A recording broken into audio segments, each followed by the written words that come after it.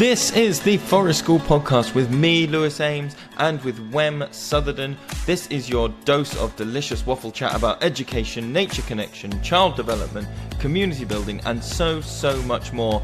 We are eternally grateful to bring you this podcast, thanks to the support from everyone on Patreon.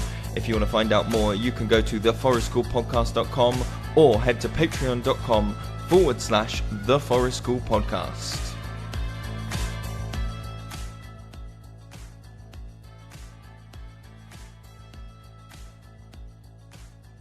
Why didn't we write a symposium jingle?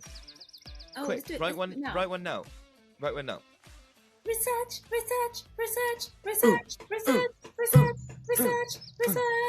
Use your brain, find it out. What can we know? Use your brain, find it out. Pick what we show. And brain melting, joy. Brain melting, joy. Information data. That's it. That's the jingle. It's got Hawaii 5-0 at the end. And then it ends with a which is the sound of my brain melting. But in a good way, though. In an absolutely joyful way. Absolutely. We're back. We are recording this post-symposium. Have you recovered? I think I've just... It's what are we now? 4 days afterwards? And I think I have now recovered both mentally and physically. I was not quite prepared for the physical toll, I think, of going to sit back in like lecture theatres and Liverpool University. Very, very as comfortable as you could make some of those lecture theatres.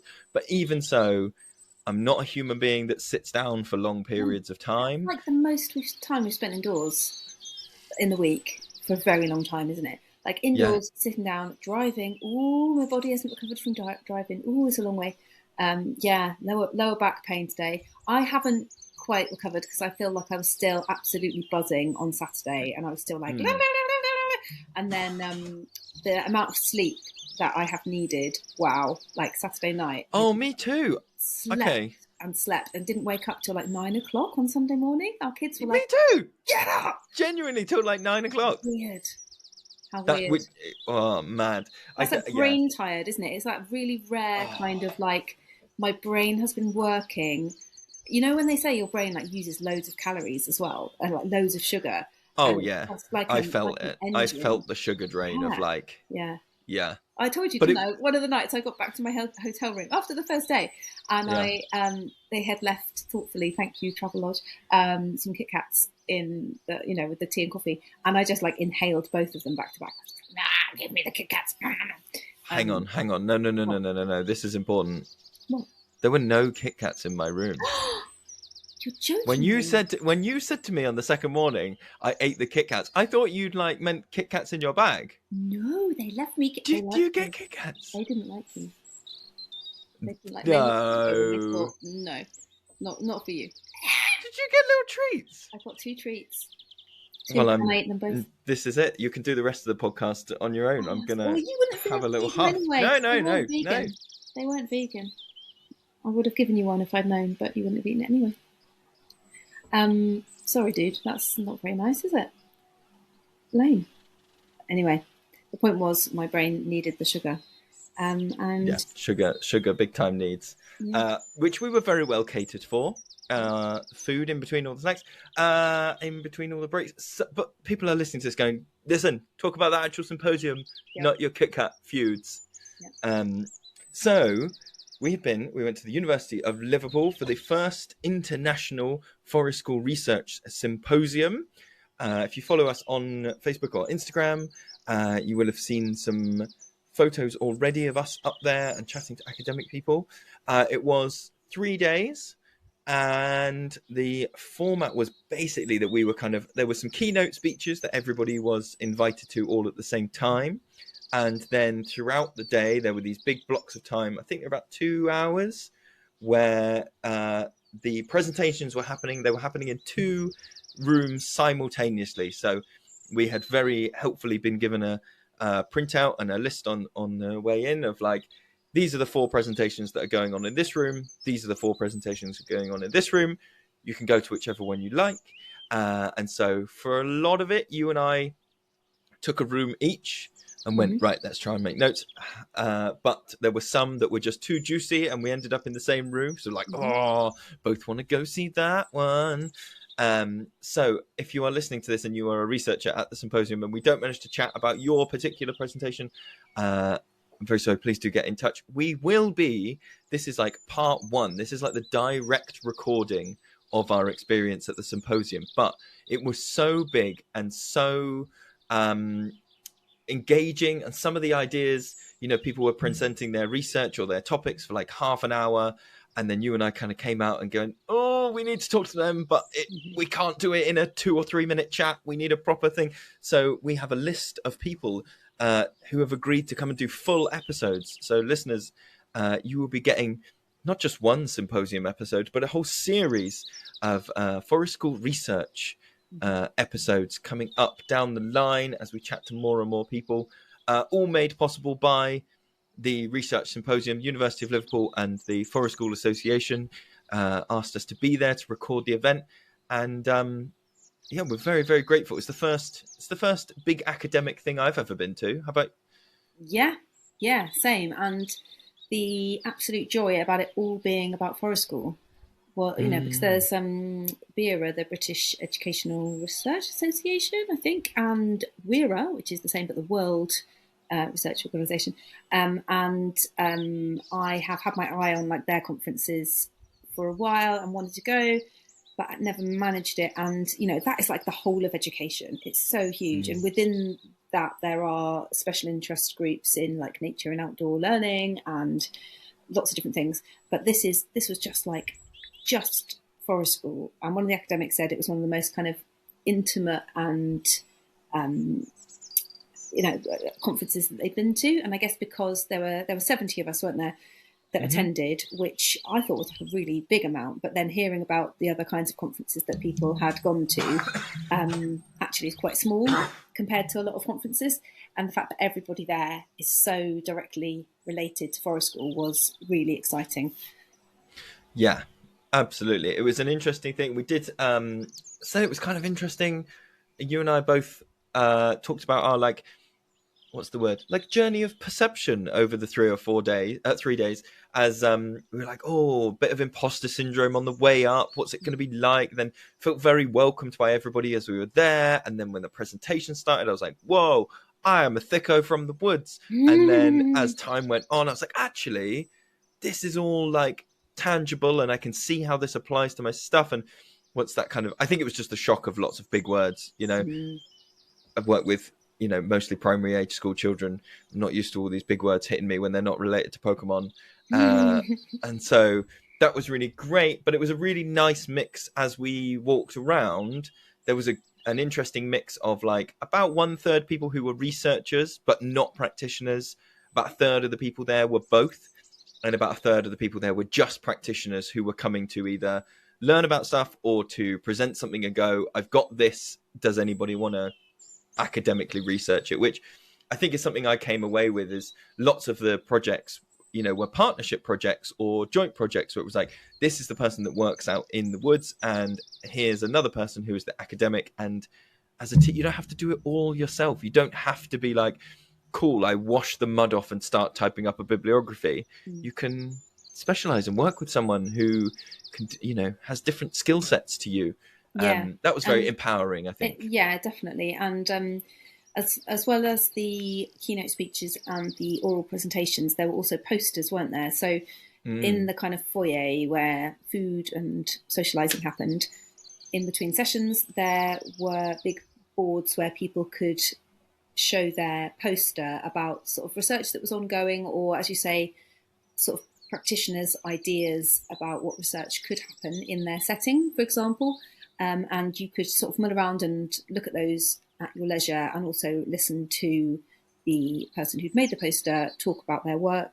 And lots of like interesting little seeds beginning to grow amongst those posters, and people getting excited and networking and going, oh yeah, actually I'll work with you on a trial of your new reflecting system or whatever. That was another very good bit about the conference, and a kind of a good way for people who perhaps I didn't feel confident or weren't far enough along the journey in their research to present a 30-minute presentation, to be able to just share what they're working on or what their ideas are. So that was thoughtfully done, I thought.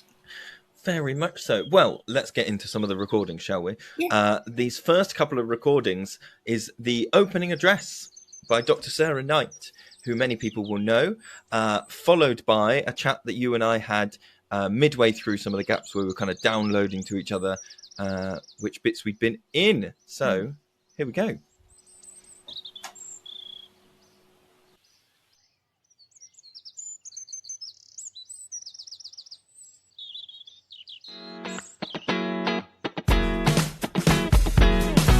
When Wem and I are out at events, we often have people come up to us and say, thank you so much for these episodes. They are guiding me through my practice or helping me keep sane on the pack up and put down. What can I do to say thank you? And if you want to thank us, the best thing you can do is head to our Patreon page and become a supporter. You're not just donating money, you're helping us to invest in better equipment, more research and higher quality content. So if you head over to patreon.com/The Forest School Podcast, you can see how you can make a difference to this podcast and furthering what we're doing. Thank you so much.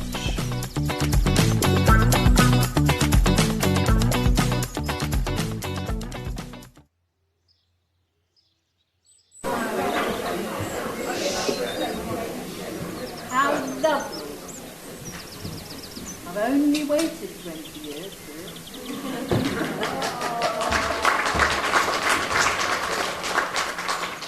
Very first research symposium dedicated solely to Forest School. And it's popped up at other conferences, it's popped up at other symposia, it's even been taught here, there and various places. But this is the first time that we've all been together single-mindedly. And I can't tell you how wonderful it is. I think I don't feel too sad that it's taken this long, because of the reason that it's taken this long is because of the nature of Forest School itself. The fact that it is a bottom-up process. So it's built slowly. And hopefully that means its foundations are really, really strong. But it is time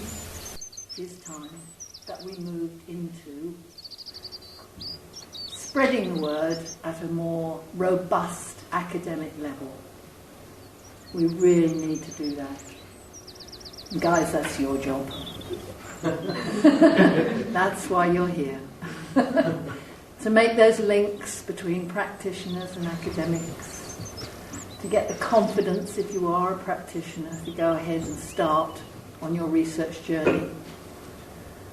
To, if you're an academic and stretched for time and you're looking for somebody to do some of the legwork for you, to have those conversations and find people who you are sympathetic with, who you can work with, and create some wonderful, wonderful stories. We've got 2.5 days to do that in, and I'm sure we can make some very, very good starts. So, I'd like to say some thank yous to start us off. I'd like to say a big thank you to the University of Liverpool, who have provided this space for us. It's amazing. It gives us a credibility, it gives us an appropriate space, it gives us a central joining point, and that's marvellous. So I hope that my thanks will be conveyed on your behalf to the whole of the University of Liverpool. And of course there's a big thanks to the Forest School Association, in particular Nick, who's been working his little socks off.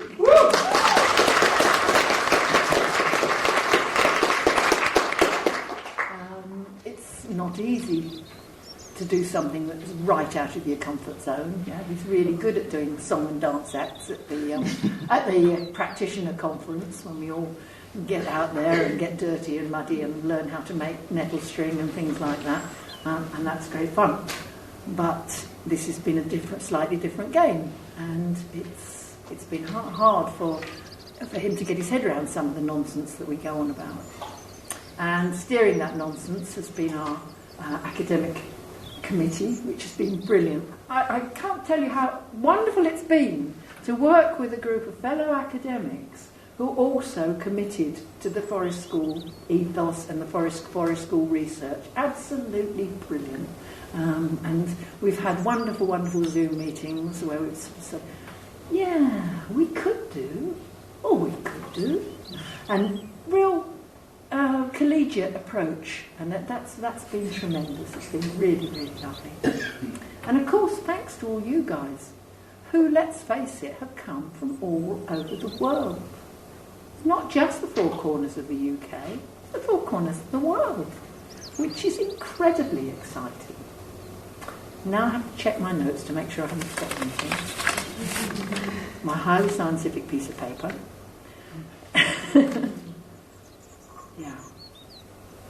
So, we have got 32 presentations and at least 6 posters to look at.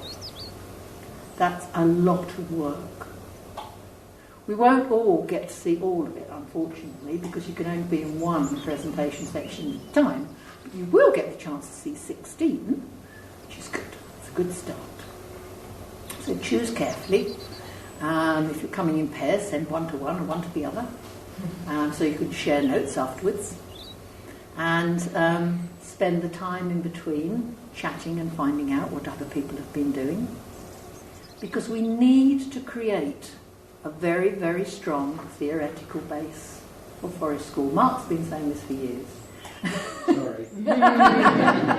And I hate to admit he's right.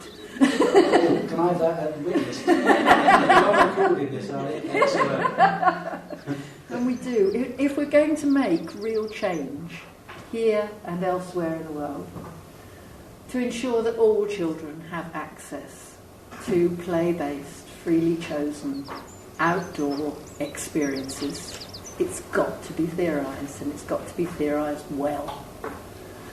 So this is our starting point. This is what we're going to do. Thank you for being here.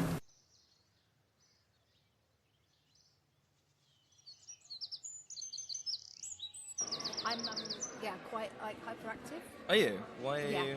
Why am I hyperactive? Yeah, why are you because, A, I've been sitting in a car for 4 hours. Yeah, what's B, long? I've been sitting in a workshop for an hour and a half. And C, and above all, I'm so excited that all of this energy has got to come out in my body. So I just scared someone. But when I said, juicy data, and I rubbed my thighs in a really quite... Yeah. And I only realised that it was weird by looking at people's facial expressions. And I'm like, what, guys, what are you jazzed about? What are you jazzed about? And they're like, I wouldn't necessarily, their faces are telling me, jazzed, maybe not quite the right word. It's like, okay, just me. Everybody's just very me. tired. No. Listen, I'm jazzed. Listen, I'd like to talk to your rejection sensitivity right now. Everybody's very tired. All right, nobody is upset with you. I know Everyone that. is valuable. I know that. Nothing you're doing is any more weird than any other day of your life. That's how to solve someone's RSD, isn't it? You're always like that. Yeah. You flipping weirdo. Anyway. You can't change this. It's all right. We understand you're not in control of your own body or voice. So I had a word with everyone before you came in. Don't, because I'll believe you. Okay, listeners, we have been to our first event and we split the brain We split the podcast that brain. is Lewis Angema.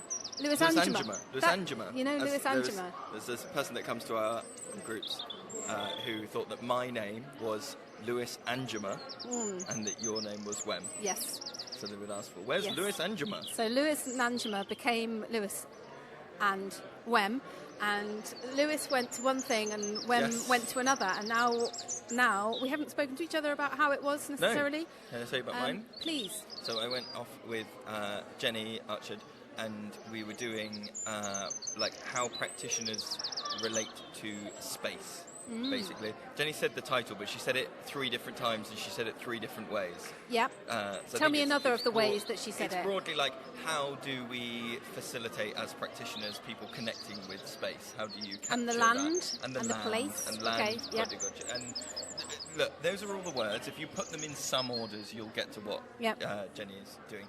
And it was talking about our experiences with how do we greet a space? How do we intertwine ourselves with a space?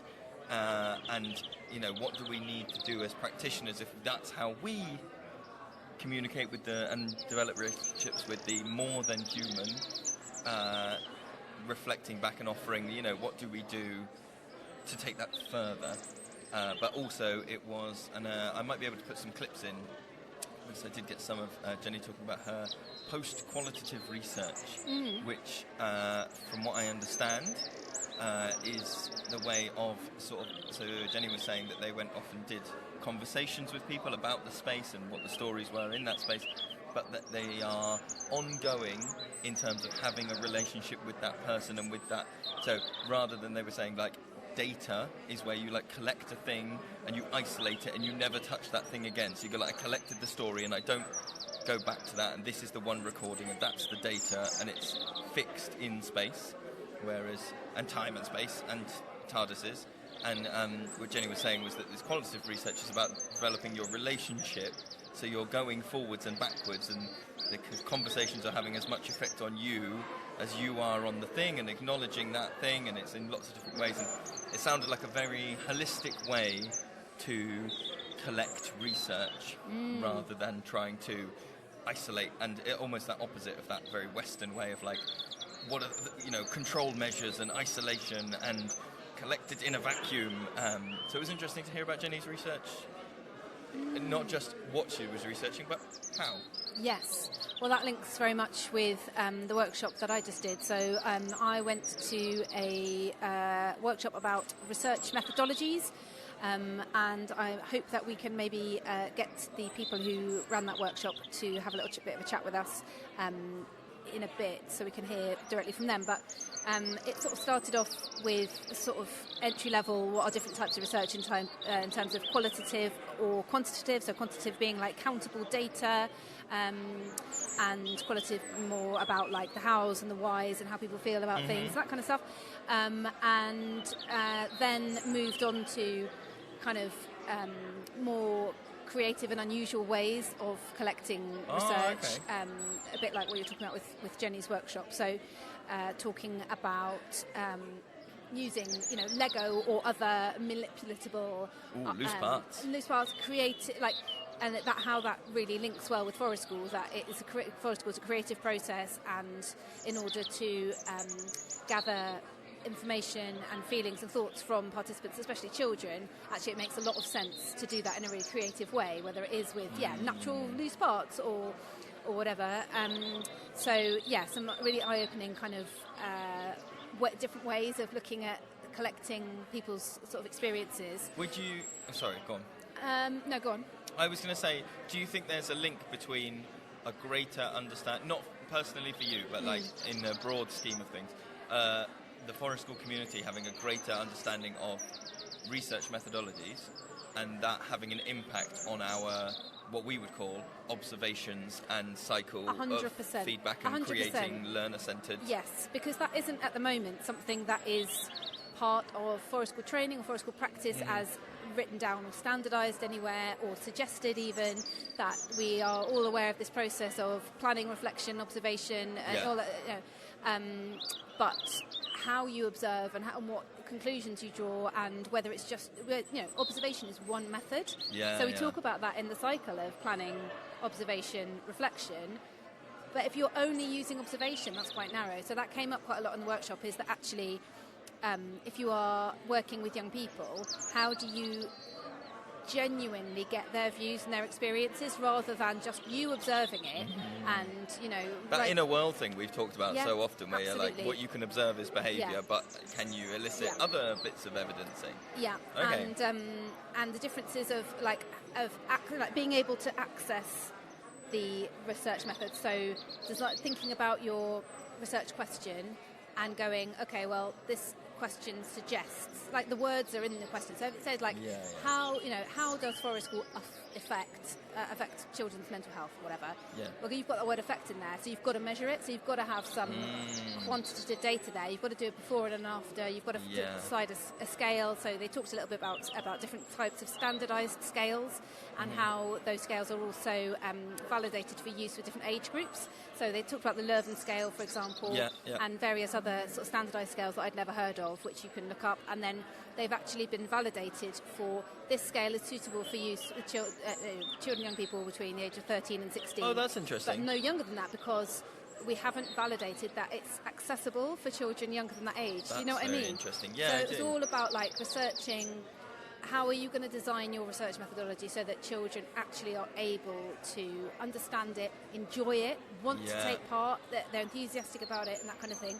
And then obviously like ethical considerations and things. So it's a kind of overview of like all the stages and all the things you need to consider when you're designing your research methodology. And then there were there's lots of time as well to speak with the people around you about what research they are thinking of undertaking or they are currently undertaking.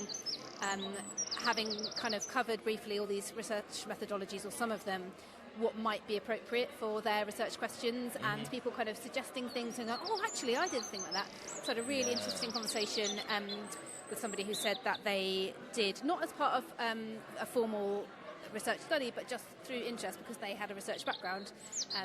They wanted to know about their children's use of the space at Forest School, so they gave them a device and let them and stood back and let them kind of lead that.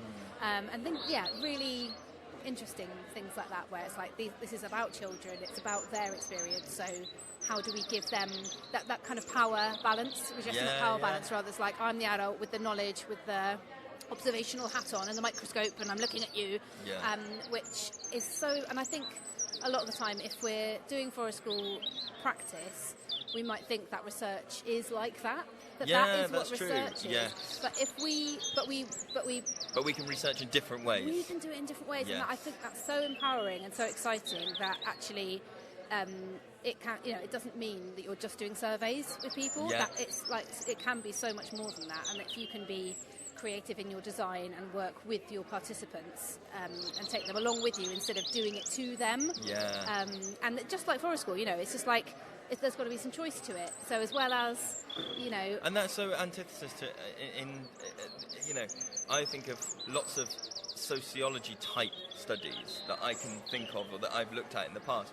And quite often, either overtly or subconsciously, the implication seems to be that, like, the best research would be the ones that the participants don't know it's happening. How do we have the minimum impact? How do we photograph from a distance? Or how do we, get them to where we talked about that one in the episode ages ago now, about the eye tracking goggles. And so we don't ask them where they look. We record objectively and away from the things and dispassionately, and this kind of opens up that whole world of no, people can know you're doing it. Absolutely. You just record it in different ways, and you factor that in, and all of those things are super important. Yeah, and if they choose not to be involved, then that's also, in a way, data. It's like, okay, well, I need to maybe design my research differently, because if nobody wants to take part, what are the reasons for that?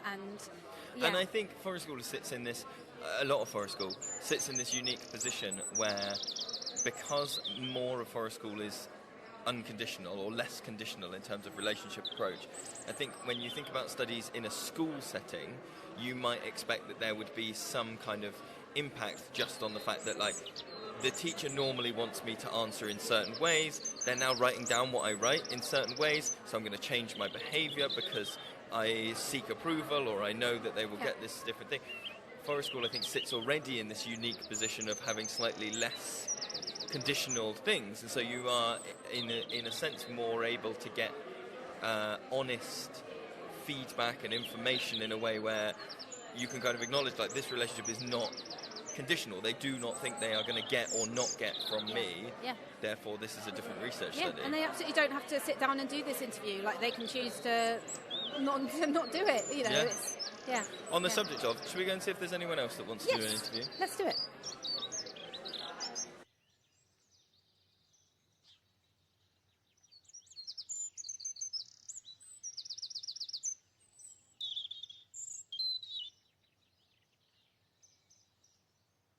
Listeners. So our next bit is that in the foyer, where there were lovely drinks and snacks and pastries and lovely people, we kind of wandered around and shoved our microphones in people's faces, didn't we?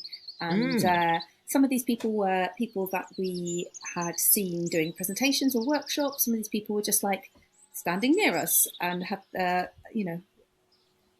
was going to say misfortune, but that's quite like... we got consent from everybody before we started recording. Of course. It was very interesting. Yeah, some of these people just like stood near us, weren't they? And we were just like, hello, all right, yeah. We're from Devon. Who's you then? And what you doing now? And people very kindly obliged and chatted with us, didn't they? They did. I'm very grateful, especially because this was a lot of these were recorded on day one. Not all of them, but a lot of these were recorded on day one, where we hadn't had a chance to chat to everybody fully. And so by the end of it, everybody, you knew all the faces, and you do all these things. But if any of these people sound slightly rabbit in the headlights, it's because they didn't know who we were. We were two slightly grubby looking people just going, talk to us, will you? And putting microphones in their faces. But we're very appreciative of everybody's time that talked to us. So here we go. Enjoy.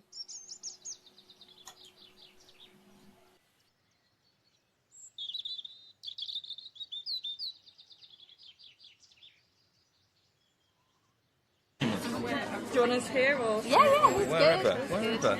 It's all good. So I've just been in your presentation. And I was in your workshop yesterday about research methodologies. But for people that are just listening, can you tell us who you are and what you're presenting? I'm Janine Coates. I work at Liverpool University in the School of Sport, Exercise and Health Sciences. My background is in psychology, so I tend to come at things from that point of view. The work that we presented today was about parents' experiences of attending a Forest School toddler group with their child, with quite a big focus on parental mental health and well-being, and sort of that impact for parents in terms of how they benefit from attending with their child. And I'm Helena Pimblott-Wilson, and I work with Janine. I'm based at Liverpool University as well. I'm a human geographer, so I'm particularly interested in educational inequalities and how that plays out with Forest School. And yesterday we also had a workshop, as you mentioned, which really introduced people, practitioners, early career researchers, PhD students, into research methods and the basics of research, so looking at qualitative, quantitative, how they might set the research questions and parameters for themselves and go about doing some research and the analysis as well. Yeah. There's been so many long words this morning. My brain, I'm tuned into most of the long words, but there's bits of it where I go, yep, yeah, that'll do. I vaguely understand it. I was really interested in the parent thing that we were talking about this morning, because Wem and I have quite recently done a lot of reflecting on we're now calling it a young families group, because we realised that we kept calling it a toddler group, and all of the stuff that emphasis that puts on it being just about them. Have you been to lots of different places to look at those? I know you said you've got your own experiences of going to Forest School, but how broad was the Forest Schools that you went to look at for those? So within the research itself, we didn't go specifically to the parent and toddler groups. We did the online survey, and through that we engaged with multiple families across the country. So we had people, from right down south all the way up north. Quite a lot of families from rural areas, some from, areas with sort of military populations, those kinds of, but it was quite a broad spread, and from that we asked parents to sort of state their interest in taking part in the qualitative interviews. And that was all done via telephone and online, so we didn't physically go to those sites, but sort of more anecdotally, I spend a lot of time in forest schools, so that sort of came into it a little bit in terms of, reflecting on my own experience and my own positionality, and Helena acts in a really important role in that respect, because I am a Forest School practitioner. I'm trained as a Forest School leader. I have that background, and so Helena almost acts as that critical friend to hold me to account when I'm like, oh my God. You need that balance. Yeah, I think that's why we work together so well as well, because obviously I can see how passionate Janine is about Forest School, and obviously know about the values of it as well, but also having not experienced it so much myself. I do go and obviously watch some. We've been involved with those kind of things before, but it does help with that criticality, doesn't it, really?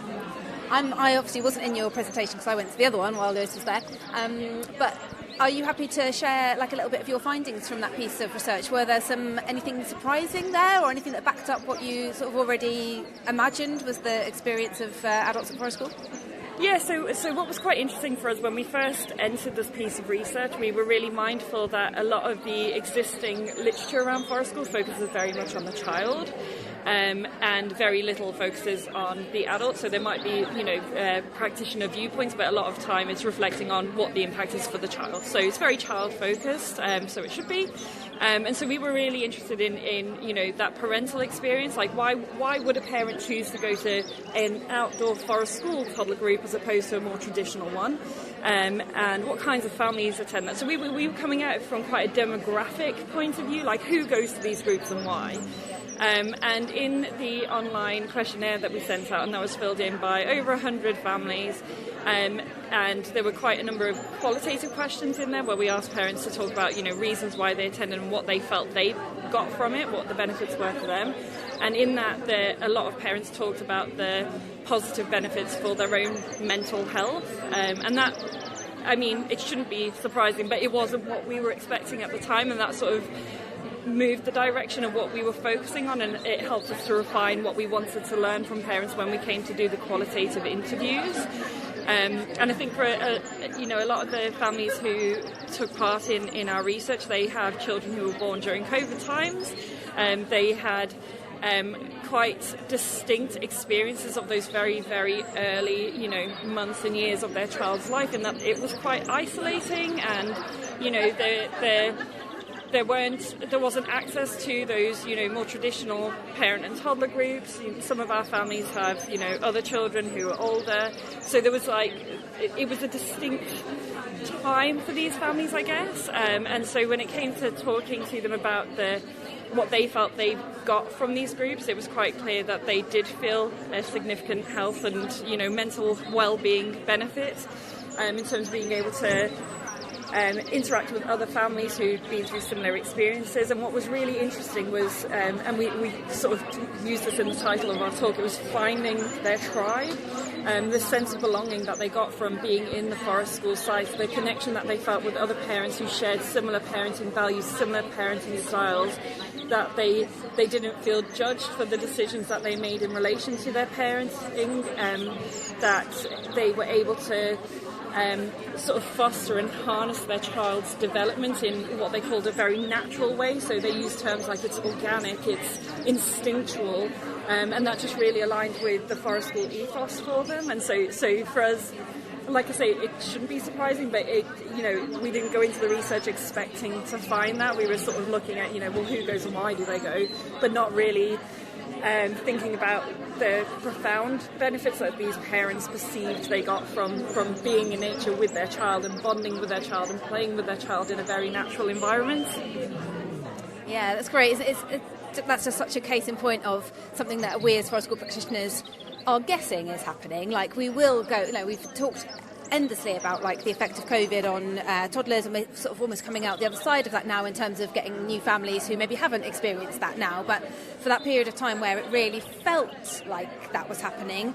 But when you're running the sessions, obviously you have little conversations here and there with people, but you don't get that chance, especially with such a wide-ranging study that you've done all over the country, hundreds of families actually telling you, yes, that is why we're here, and these are the benefits that it's giving. So, yeah, thanks for doing that. That's great. Yeah. Thank you very much. Thank you. Good to talk to you.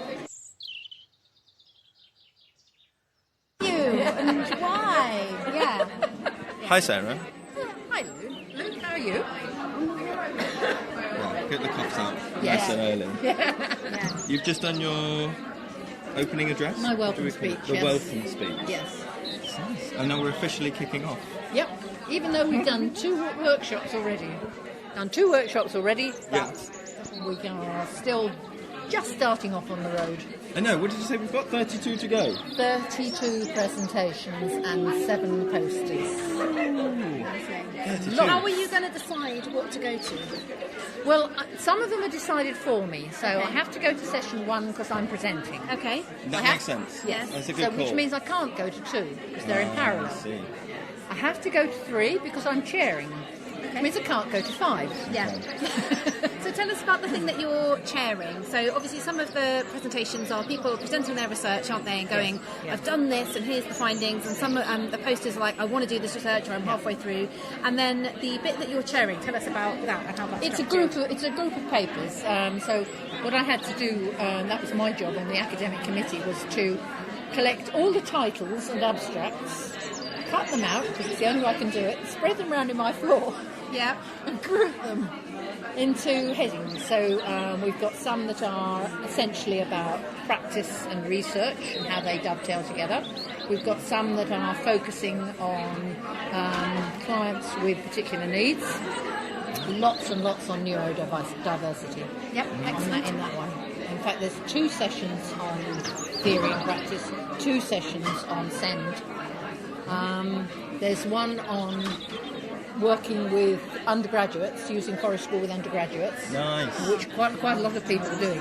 Yeah. Which is I think it's a really good thing to be doing. 1, 2, 3, 4, 5. That's 5. 3 more to go.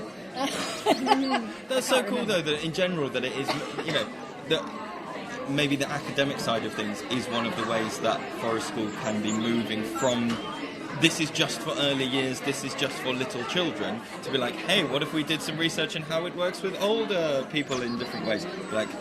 Because I think there is something where anecdotal evidence, you might tell me that this is not true, but I feel like anecdotal evidence has a lot of sway in early years and in that level of childcare. Not that it's the only thing, but that as you potentially move up the state education and the demands of formalising and all this stuff, that the further you go up that education system, the more people are like, but where's your research? But we can't just do this. I think there's two reasons for that. One is that early years tends to be non-statutory. Yeah. So you don't have to go.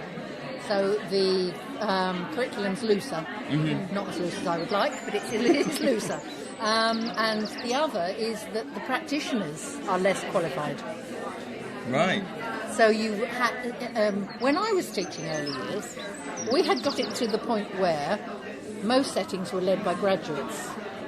Now that has slipped. Right. And we're back to people running nurseries who do not have graduate level qualifications. There's nothing wrong with that, except you're not used to reading research to justify what you do. Your avenues to information are different. They are, precisely. Whereas once you get into formal education, everybody in a primary school has at least a first degree. I hadn't considered that. In a secondary school, some of them will have higher degrees. Yeah, and then you get into that, I always think it's one of those spirally things where the people for whom education worked well get further up that ladder and then go back in to go, I will make, and so they're going, well, what worked well for me? Okay, I'll put that back. And the people that didn't have their needs met and didn't, succeed, or didn't succeed in I'm using air quotes. People can't see my air quotes. Then they are not in that conversation as much the further you go up. And then you find they end up in Forest School, like me. Yeah. Because, I left school at 16. Right. System didn't work for me at all. So I didn't actually get a degree at all until I was in my 20s. I got my master's in my 40s. Finally decided to do my PhD in my 60s. Yeah. So I'm non-standard. That's why I like Forest School. Time.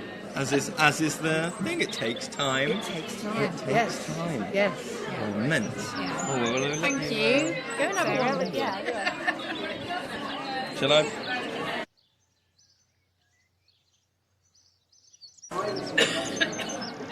We found some more people. We have.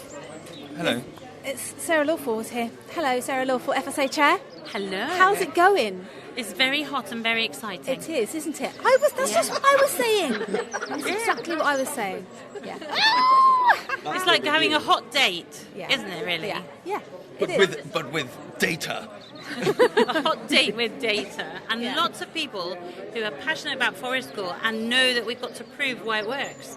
And that we need to understand what it is that makes it so powerful.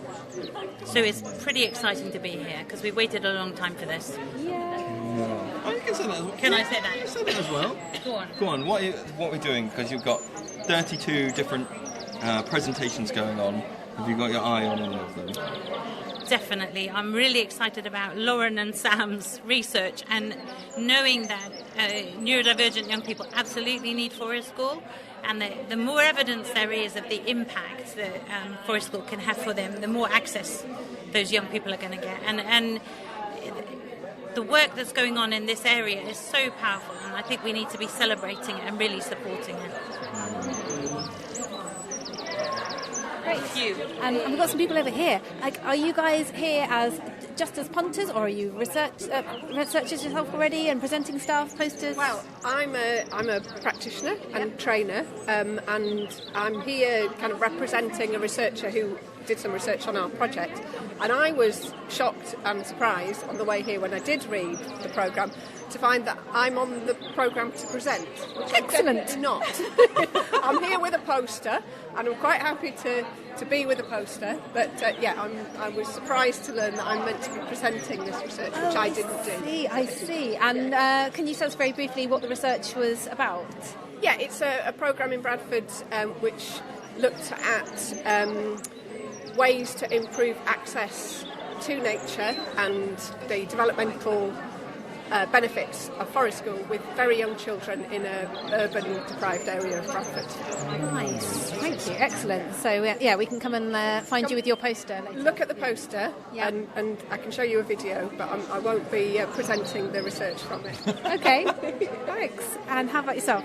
I've come from Edinburgh, and I work in early years practice, but I'm also a part-time professional doctorate student with the Open University. So I'm presenting here, and just really enjoying connecting with a whole bunch of people whose work I've read, whose names I know, who I've listened to, like you guys. So that's really good. And what can you tell us a little bit about what your own field of research is? So I'm looking at nature kindergarten, forest kindergarten, and disability and play is my key theme. So exploring different experiences of play out in the woods. Can I ask both of you guys, was researching, because you're both practitioners and then you're presenting research, was research something that you have always been doing and you've now applied it to Forest School, or was it you kind of did Forest School for a bit and then went, I need to get this down in a different way? What's the route to research? I've had a really varied career. It used to be communications, policy, then eventually early years advocacy, moved into practice, got into the working in the nature, and then went, hang on a minute, I'm really connected still to that academic world and I want to find out more. So it's kind of evolved. But it's really, I really enjoy the connection between research and then having to go and just be in the woods or be out at the beach or be outdoors and be in the nursery, and they're kind of mixing the two. So I really like both. And are you tempted to do your own research? Ever has been part, of your the setting where this research has happened and you've seen it? I'm very interested in the research and what research can do for this sector. So I'm really keen that research can advocate for Forest School, because I think that the bottom-up approach is great and goes so far, but we've just been talking about how we really need politicians, policymakers, senior management in schools to actually buy into this. So that's my interest in research, that it's there to advocate and enable Forest School and enable more access kind of across the board.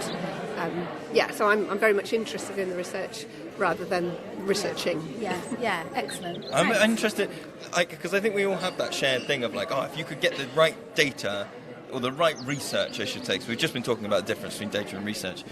If you could get the right research in front of the right people, then that would be the selling point.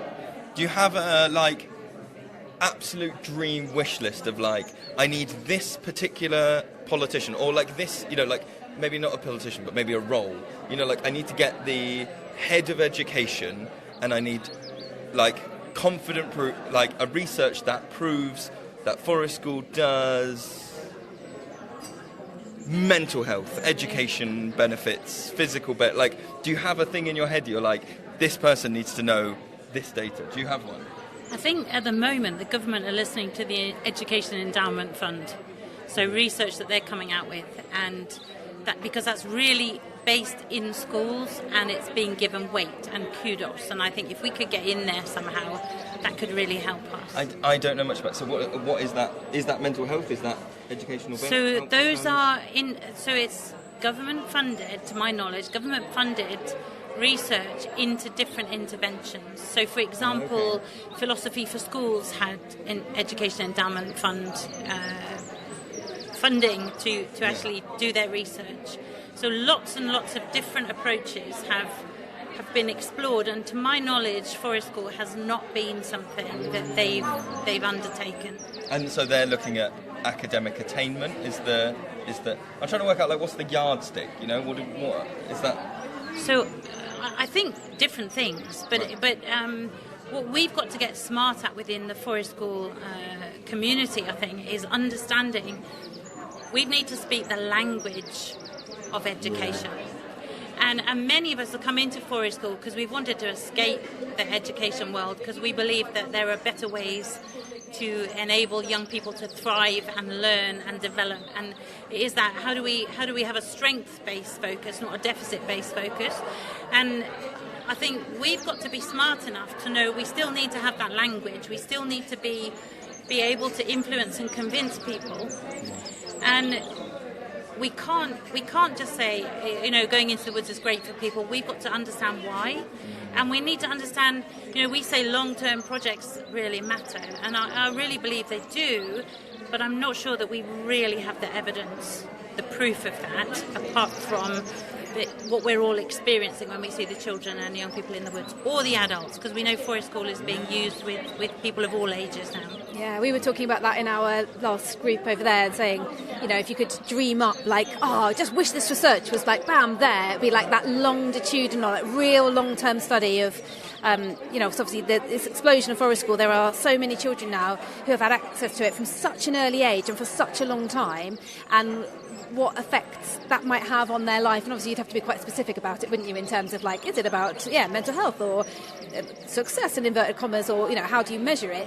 But just whether there's commonality between any of those participants that have had it from such an early age all through their life. I often think about children that we've had in the woods, and then when they go off to school, like when we ran our kindergarten, do the teachers and do the school kind of go, oh, like, that child seems different in some way? Is it like, or not? Who the hell got hold of that exactly. one? They're feral. Why are they doing that for? That would be fascinating, wouldn't it? And we're in this position now where people have access to Forest School almost through the whole of their life journey now, as opposed to just in the early years. So to measure that long-term effect would be wicked, wouldn't it? Oh, lovely. Well, thank you very much. Thank you, guys.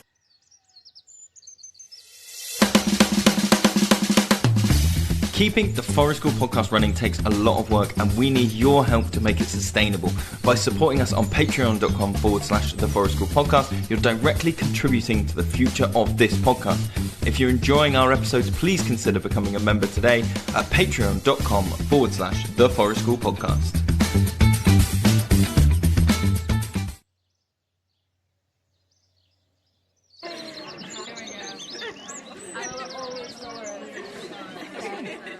So we're here with 1, 2, 3, 4, 5 lovely people who are here at the symposium. Are you all here as, like, punters, or are any of you guys presenting posters or seminars? Go for it. Yeah, I've got 2 presentations tomorrow, one of them with Felicity. Hello. And can you tell us, like, I know it's hard, in a nutshell, what is your presentation about? Yeah, so my work tends to be around autistic people's experiences in nature. So we have one presentation kind of reviewing the literature on, sorry, kind of just taking a selfie. We have one presentation that's going to be kind of reviewing the literature on what we know around kind of autism in nature, particularly looking at Forest School, and then talking a bit about some work that Felicity and I have been starting around kind of neurodivergent young people's experiences of home education at Forest School. And then my other presentation is looking at how autistic adults conceptualize connection to nature and how we can better understand those relationships with nature and kind of bring critical disability and neurodiversity studies into everything related to ecopsychology, which I think has implications for Forest School. Wow, yeah, that's going to be really interesting to so many people, both here and listening. That's, yeah, awesome. Who else is, like, presenting something. You guys, tell us. We're presenting tomorrow.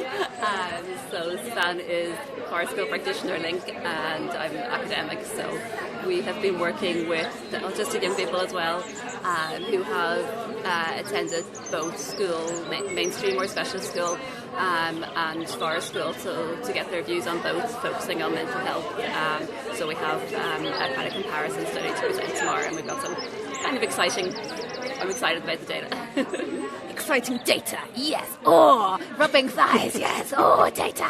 Lovely, yummy data. What are you guys doing? I'm co-presenting with Samantha, and I'm coming in from a practitioner's point of view. So I'm a Forest School practitioner, and also actually a school teacher. So that's gives me a good comparative head for the kind of research that we're doing. And we're doing we're carrying out our research at Wildside, Northeast, which is Kendra's Forest School in the Northeast, Kendra runs, so hence us being here. So it's your setting, Kendra, that the research is happening in, and you're kind of part of it as you're the practitioner kind of in that setting? Yeah. What does it change your practice at all, knowing that research is going on, or is it just head down, do the stuff? I've got to say, I've not been to many conferences of any, but this is pretty. It's interesting seeing it with very sort of polished, or it comes across as a polished academic, and I don't want to say top down, but it can feel like that a little bit. So I think but what I do like is hearing this practitioner, the relationship between practitioners and academics, to kind of break that barrier, because I think it's a misunderstood one. We sort of project that idea that it's top down, but when you actually meet the people, it's the same thing in anything, isn't it? That once you actually have those conversations, we're all just people. And so I think it's really nice and refreshing that, to try and break that misconception about conferences. Or I've also, the word symposium, I've not been able to say it normally. I keep having to say symposium. But that it can. Yeah, and I guess there's that common ground with wanting the same outcomes, which is, the benefits for the people who are participating in Forest School, and it's just coming at it from different angles, isn't it? Whether you're on the ground doing it, or whether you're kind of maybe slightly further away and theorising about it, but there's so much connection there. We both want the same outcome, I guess. What about, you guys, what are you looking forward to about the symposium in terms of beyond what you're presenting? Is there anything that you're really jazzed, apart from these connections between people, anything you're jazzed about going to, or is it about the networking for you guys? What are you? Yeah, I think it's cool to have I've been in this kind of space for maybe 6 or 7, 8 years doing research here, and it's kind of seeing this grow around actual empirical research that has more kind of theoretical frameworks being integrated into it, alongside watching some really phenomenal practice, which is, I've been to Kendra's Forest School and seen, that's why we've partnered, because it is one of those examples of truly really excellent practice, and kind of seeing both of those things grow simultaneously, I think is really exciting. So I think being here and kind of seeing all the names that I cite, and all the different practitioners who are working across the country who I've come across in various things, I think having everyone here together is really cool. So I guess kind of networking and connections. Yeah. Great. Thank you. Thank you.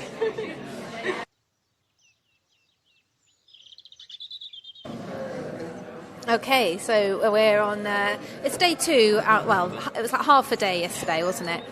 And we've just come out of the second lot of oral presentations. Were you guys just watching, or are you presenting just now? I have written a poster. Excellent. Yeah. And who are you, and where have you come from? Yeah, I'm Marine. I'm coming from France, and I'm doing a PhD on didactics, science didactics, and I'm working on how Forest School could enhance scientific learning and relationships with nature. That's very cool. Is that something you've already started working on, or it's in the beginning phase? Where are you in that project? At the end of my PhD. I at the end of it. On December. Ooh. Next December, yeah. Good luck. Thank you. whereabouts in France are you working? I'm coming from Brittany. Okay. Yeah. And I have collected data from France, but also from United Kingdom, Germany, and Ireland too. Oh wow! So it's like a European study. Yeah. That's amazing. Yeah. And is your background in forest school or science teaching or neither of those things? Yeah, science teaching. I have been teaching physics and chemistry for 10 years. Yeah, in France, and then I wanted to study about environmental education. And I met a forest school leader, which is called Julie Ricard in France, who was trained in the United Kingdom, and she wanted to make forest school in France. Then I could visit her forest school. Yeah, what is forest school like in France? Is it quite new, or are there quite a few forest schools there? There is a network which is called le Réseau de Pédagogie par la Nature, Nature Pedagogy Network, which was created in 2018. And there are several forest schools that are just created each year, and training that is being delivered too. Yeah, it's quite small, but it's growing. Yeah. Yeah. Excellent. And what about yourself? Who are you and what are you up to? I'm Xin Yi. I'm from Singapore. So I'm from Forest School Singapore, and I'm here as a researcher. And I'm about to present my research paper that I did later. It's not like for a PhD or anything, but it's just something that we've written as Forest School. And then we're here to present about it and learn more from other people, like you guys. Yeah. And I'm writing about how Forest School fits in or does not fit in with the Singaporean context, and like thinking about the ways in which there's like certain limitations, or like how has the society influenced it. Yeah. So that's what I'm here for. Am I right in thinking a lot of stuff is still quite didactic in Singapore? Quite kind of like... What do you mean by that? I've seen some stuff in Singapore, but apparently... look, this is all very third-hand. That it's quite controlled in terms of, like, these are the expectations and these are what everybody does, and there's not a lot of variance in terms of, like, different routes you can take in education or different...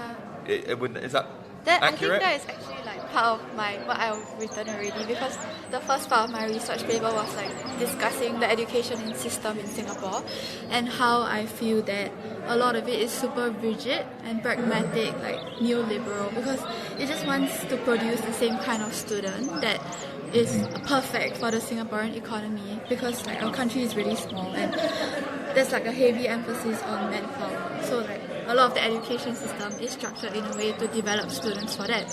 And as a result, there are very limited fields of like education. So like for something to like Forest School to even exist, it's quite radical, and like I think it's not widely accepted. Even though the movement is growing a lot in Singapore, it's quite like people don't really know about it yet. Yeah, and yeah, I think like in the past, our education system used to be a bit more diverse. Like there used to be a sports school or an art school, like a school specializing in certain things. But now I think the government has changed like its direction. So it's like going in the direction of like equity, or like, all schools are good schools. And when they do that, they sort of standardize all schools. So there isn't any sort of room for these kinds of alternative education, which is what I want to write. I was writing about in my paper, because I feel like there should be alternative paths, or like not just looking at one way to do things in our country. Okay, yeah, sorry for my monologue. Not at all. I'm interested to know, as Forest School has grown in Singapore, as you're describing, it's quite radical. Who have been the people who have started Forest School? Have they come as right there? Brilliant. Yeah, can we grab him? Does it come from teachers who are interested in this way of learning, and then they've set it up, or have they come from other disciplines? I think you should really ask him, because he was the one who brought Forest School to Singapore. He's Devon. Okay. And like he learned Forest School from the UK and also in Japan, and then he brought it in Singapore. So it's like a mix of different perspectives. Cool. And like it branched off now, because I think during COVID there was like a major boom or like popularity in Forest School, because parents just felt like kids were too cooped up at home, so they started sending them to more like Forest School or like outdoor education programs. Yeah. So I think like people who come to Forest School in Singapore, they're from a wide background. Like it's not just about teachers, but like I think he said he worked as like a basketball coach or like he worked in like early preschool education. Yeah, so it's like different fields of work. Yeah. What's the view like in France in terms of like diversity of education? Because I know, Spain is quite hard on homeschooling and kind of like it's all but illegal as far as I understand. What's France like in terms of diversity of pedagogies? Can you go to like Steiner schools and Montessori's and Forest schools, or is it all kind of regimented to like state education? Yes, most of children go to standard school institution, which is a national education. There are few alternative schools. Some are just private and are paid by parents who let their children to go there. But they are not There are not so much such schools. Right. And is the general view of people in France that those alternative schools are equally good to main school, or that they are not as good, or that they are, I think more and more parents are just want better education for their children, and just think that national education they miss something.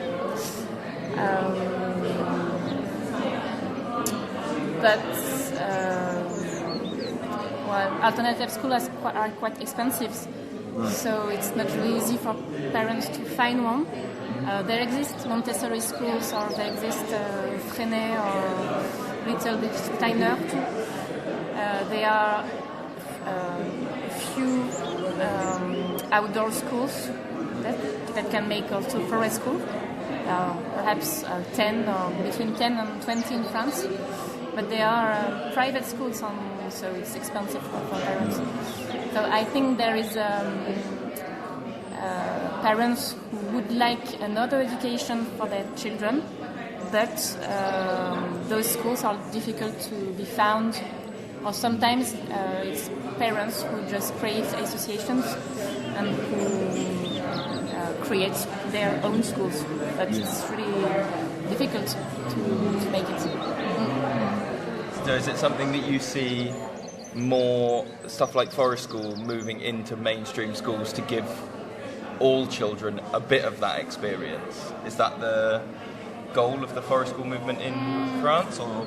In France, many Forest schools are out of school, so informal education.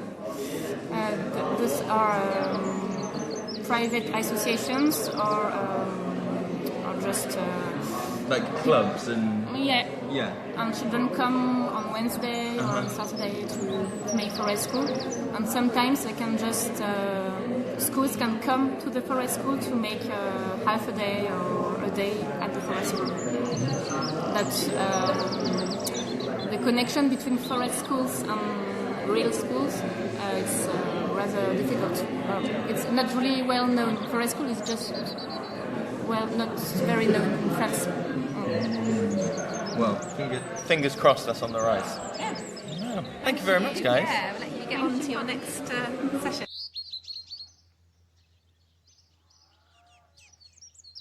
Brilliant. So we are here now with Angie, and Angie, I've just been to your presentation over in the lecture theatre. Do you want to tell us a little bit about who you are and what you do and what you're presenting about today? Can we step very slightly further that way, sure. Just noise-wise? Noisy. Thank you. So I'm Angie Reekers, and I work at St. Ambrose University in Iowa in the US, but I lived here for 30 years, doing Forest School down in Swansea, Neathport Talbot, Carmarthenshire area. So I trained actually with Sarah Knight like decades ago. Yeah. So it's really fun to be here and see people that I haven't seen for a long time, or that I've only read their work and sort of thing. And you've just done a presentation. I was in the other room, but you've just done a presentation. Which one was yours? So the one I did this morning was based on my PhD study. So it was looking at a different kind of theoretical framework that kind of blends ecological psychology, developmental psychology, affordance theory, blending lots of different things together, and new materialisms to think about how we can look at children's interactions with the natural world and with other people and with themselves as well. That's very cool. And this afternoon I'm doing one on occupational therapy and early childhood education in the outdoors as an early intervention. I'm always surprised at how many families that come to our young families group, the parents are, I was going to say secretly, it's not secretly, they're occupational therapists and end up coming and going. And it only comes up because I'll point out something and I go, oh, those are interesting shoes. And they'll go, oh, yes, we have custom shoes because I'm an occupational therapist. Or someone will go, oh, yeah, we're wearing this particular thing. Or I've got this, because, there's something obviously brings people to our group. Is that something that you also have done as part of your career? No, I've never been an occupational therapist. I had a daughter with additional needs who had an occupational therapist. But what I'm learning from my colleague at St. Ambrose, Angie McCombs, is that there are so many similarities, of course, between what we're doing in early childhood and any educational place, I guess, any age group, and what they do as occupational therapists. So they're looking at how children move and what they can do to support them, whether it's handwriting or, just anything that they might need, but also strengthening them. So we often talk about in education, like Forest School is so great because they get to use all these big gross muscles, which you need to develop before you start handwriting and that kind of thing. And so we just kind of like say those things, and then I'm finding out from her like the theory behind, like that's their work. That's her job, is to really think about specifically that thing. And that really ties in with what Sarah Knight was also saying at the end of our presentation about the interdisciplinary approach as well, doesn't it? So that's like I really wanted to sort of, if there'd been more time, ask her like what? Have you got any examples of two or more researchers coming from different disciplines working together? So that sounds That's like a for really you. good one because of early intervention, where they do work together, and I'm not sure how much they do here, but in the US, there's quite a large proportion of occupational therapists who will work within a school, and they'll have speech and language therapists within the school. So getting those people, we're catching them at university when they're doing their training, getting them used to the idea of like, what can the outside offer that maybe the inside doesn't offer. And so already they're seeing that there are some differences, like children often have a learned helplessness inside that they might not show outside, and different things like that. And it's just interesting to see how we're thinking similarly and the language is similar. Which I didn't know before working with her. Excellent. I was just thinking there's one of those things that when I think about occupational therapists, I kind of think of lots of those, lots of the activities are very siloed. Like we're only working on finger stuff now, and then later we're going to go and work on balance, and then later we're going to go and work on, and so like each of those activities is very, siloed is the word I'm going to use. But the Forest School can offer that thing that is like, oh, we are balancing and doing finger stuff and, thinking. We're hanging on this rope, we're swinging, we're doing all those things, and we look at it sometimes as educators, we're just thinking physical activity, or they're learning how to take turns because they're taking turns on this swing or something, and they're looking at it from that perspective that now they don't have to do this siloed thing, it's happening naturally. And how can you also you can still do one-on-one work like we would do anyway with children. You can take them off to the side and maybe do something else, but it can also stem from what they are trying to do anyway, like what they want to do, which could be really nice because it's real stuff at Forest School usually, isn't it? Like you're not building a house with Lego, you're like building a den or you're building a bridge or something like that. And that self-directed bit of it is so valuable, isn't it? It's not like, oh, I've been told I've had to do this thing that I specifically find challenging. I had some speech and language stuff as a kid, and I remember going and sitting in a room and being like, but this is the stuff that's the hardest. Why am I doing like extra this crap? You know. Whereas at Forest School, because it's got all the other intrinsic motivation stuff going on. Did you ever think then you'd be a podcast person? No, but I don't know that they knew what that was. I said, I'm going to talk into a microphone semi-professionally. It's not going to be the thing. I was wondering, with the interdisciplinary stuff, whether you had like a wish list of stuff where you're like, these people haven't got involved with the Forest School movement yet. If I could go out, like, if you could just literally like nab people on the street, if you could black bag some disciplines and go, you now have to be involved with Forest School. Do you have a list of like who needs to get involved? I think because I worked, I suppose, for a charity in Swansea, what was really interesting about our work was we had people from lots of different fields. So there were teachers, but there were also conservationists, there were naturalists, there were play workers. And so I think already there is that interdisciplinary approach, just, the training's for anybody, and you design it according to your client group. But I think it would be nice, I think Forest School, it would be lovely if it was more recognised by, say, professions like engineers or somebody who could STEM. And I don't want to say people with the money, but they do have more money than we do. Sure. So it'd be really nice to get people like that involved, however they would like to be involved, whether they want to help practice or provide things or just acknowledge how exciting, just to come out. I think that's what I would. If I was going to grab somebody, I'd say, come into the woods, and what can we do as well? Because again, how can we learn from engineers how to encourage going from this stage to that stage? They're building a bridge, but now what else could we do? And I think that would be really... Yeah, and as you say, there is money there. There are pots of money there. And in terms of, we're so keen on, influencing educational policy as Forest School practitioners, but aren't really getting listened to. But maybe STEM could help us to kind of bridge that divide in terms of the STEM industry knows what skills they want to see in graduates, in young people who are coming through, and actually Forest School could be really integral to that. And if there was that interdisciplinary link that we can prove it, and an engineer with a lot of money can come in and go, oh my gosh, this is what kids need to be doing throughout education. This is the problem solving, the design. John Deere and Caterpillar, people like that. Yeah. Oh my gosh.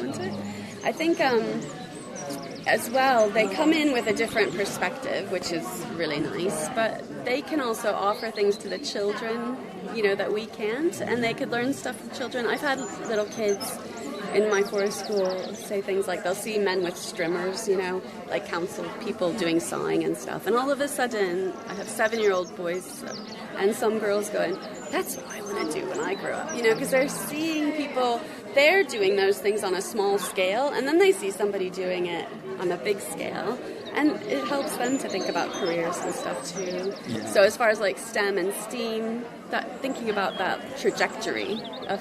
And also acknowledging, isn't it, that what they're doing in Forest School is, you almost need someone from those industries to come and go what you're doing is exactly what I do. It's just that because lots of STEAM stuff is not accessible because the equipment is so expensive or the labs have to be kept in a certain way. You cannot just have 15 kids running around going I want to play and do it. But to be able to go, okay, but what you're doing is what I'm doing. Yeah. That would be a real, I think, value added. Yeah. And it's nice indoor-outdoor stuff, isn't it? Robotics. Maybe you can't have little robots outside in the woods, or you wouldn't want to. But then if you had an engineer in there, maybe they could say to you, I know, let's do this, or this is how I learned when I was a kid, and, just that extra input. Oh, amazing. Oh, thank you so much for chatting. Thank you. Just blathering.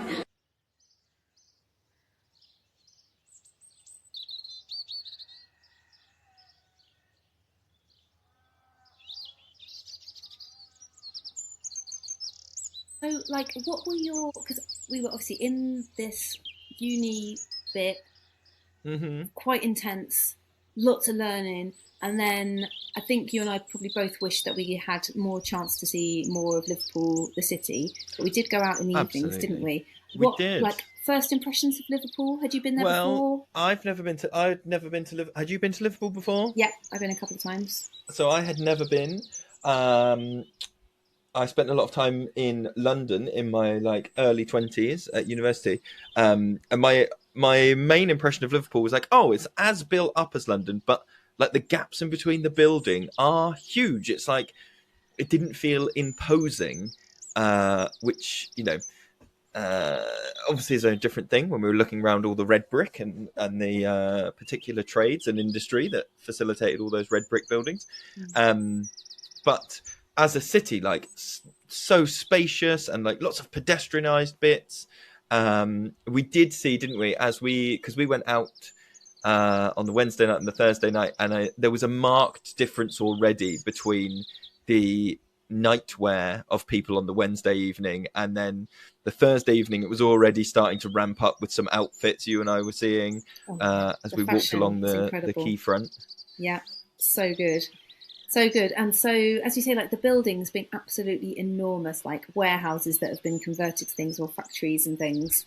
Went to a really cool place called Kane's Brewery, didn't we, on Thursday night, which was just this, they called it a village. Not just us, the whole symposium crew. So it was all these people that had been super academic in the day, and we all kind of went, right, let's go down there. So that was really nice type stuff. Yeah. And some drinks. It was, that was great. It was a very valuable balance between the day and the evening to go, okay, let's reset and kind of shake some of this off. And also great to see people as people, you know, which is obviously sometimes can be a bit intimidating, seeing academic-y people. But yeah, it was great. And I felt very maybe it was because it was summer and so the evenings were very light, but I don't particularly feel super comfortable in cities, and actually I felt kind of okay walking around Liverpool. It was very nice. It was everything we needed, and lots of live music and stuff going on, and little quirk. It was an interesting mix of lots of chain stuff, obviously, but also all these quirky independent-y looking things and pop-up stuff, and that was really cool to see. I do think I would like to go back, maybe with my family, and actually just see what Liverpool's got that I didn't see. We didn't spend that much time on the kind of quayside.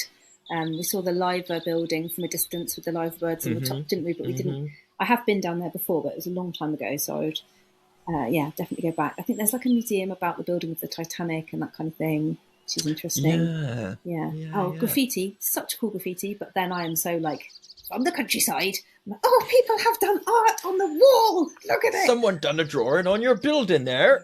And then some other people drew on top of it, and then people drew on top of that, and it's very good. I like it. I like all that stuff. It was very good. It was a good reset, which I think we needed, and we're about to play a couple of clips of things that happened on day 2.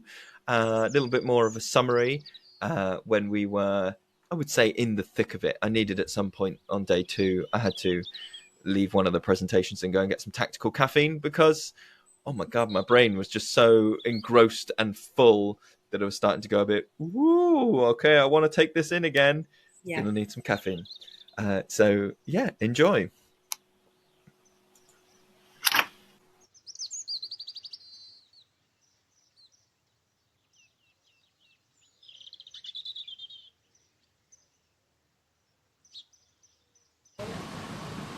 It's time for the info dump. The info dump, indeed. Oh my gosh. We're 2/3 of the way through day 2. We are. We've stepped outside because our brains. Well, my brain was turning to mush. How's your brain? Oh, full. Just absolutely full. And also, I hadn't been outside since 9 o'clock this morning, so I just had to. Take a break. Take a break. Get some of this out. And I just wanted to also hear from the brain we share, the bit that's attached to your legs. What did that bit of our brain experience? Well, my bit of the brain with my legs was in a different place. Things. So what can I start with? So a lot of my morning was looking at people finding their tribe and parents' involvement at Forest School and senses of identity and therapy in different places. So lots of stuff this morning about like why did people decide to start coming to Forest School parent and toddler groups, and then actually looking at the impacts on the mental health of the parents. And so that was the linking to stuff that Janine Coates was saying. So some of this was Janine Coates and Helen Hill. Oh, I can't read my own writing. I will double check that one. And some of this is by Helen Neary. And Helen Neary is a coaching psychologist and was looking at their role in terms of, so the setting that they run had families experiencing chronic stresses, so finance or health or things like that. They had 3 Forest School leaders there, and Helen was there as a psychologist, and they were sort of investigating what is their role and sort of going, well, I kind of just chat to the parents a bit and help them, but why is that interesting? Is it needed? And there was 2 bits to this, which was like, is it worthy of more focus? But also, is it noticed? Like, do the parents acknowledge that that's what's happening? And they talked about creating micro-communities that the parents were doing, which had a sense of belonging, had a sense of shared experiences, a safe space, and a supportive and non-judgmental environment, which I was like, that's a very cool little thing that people were saying.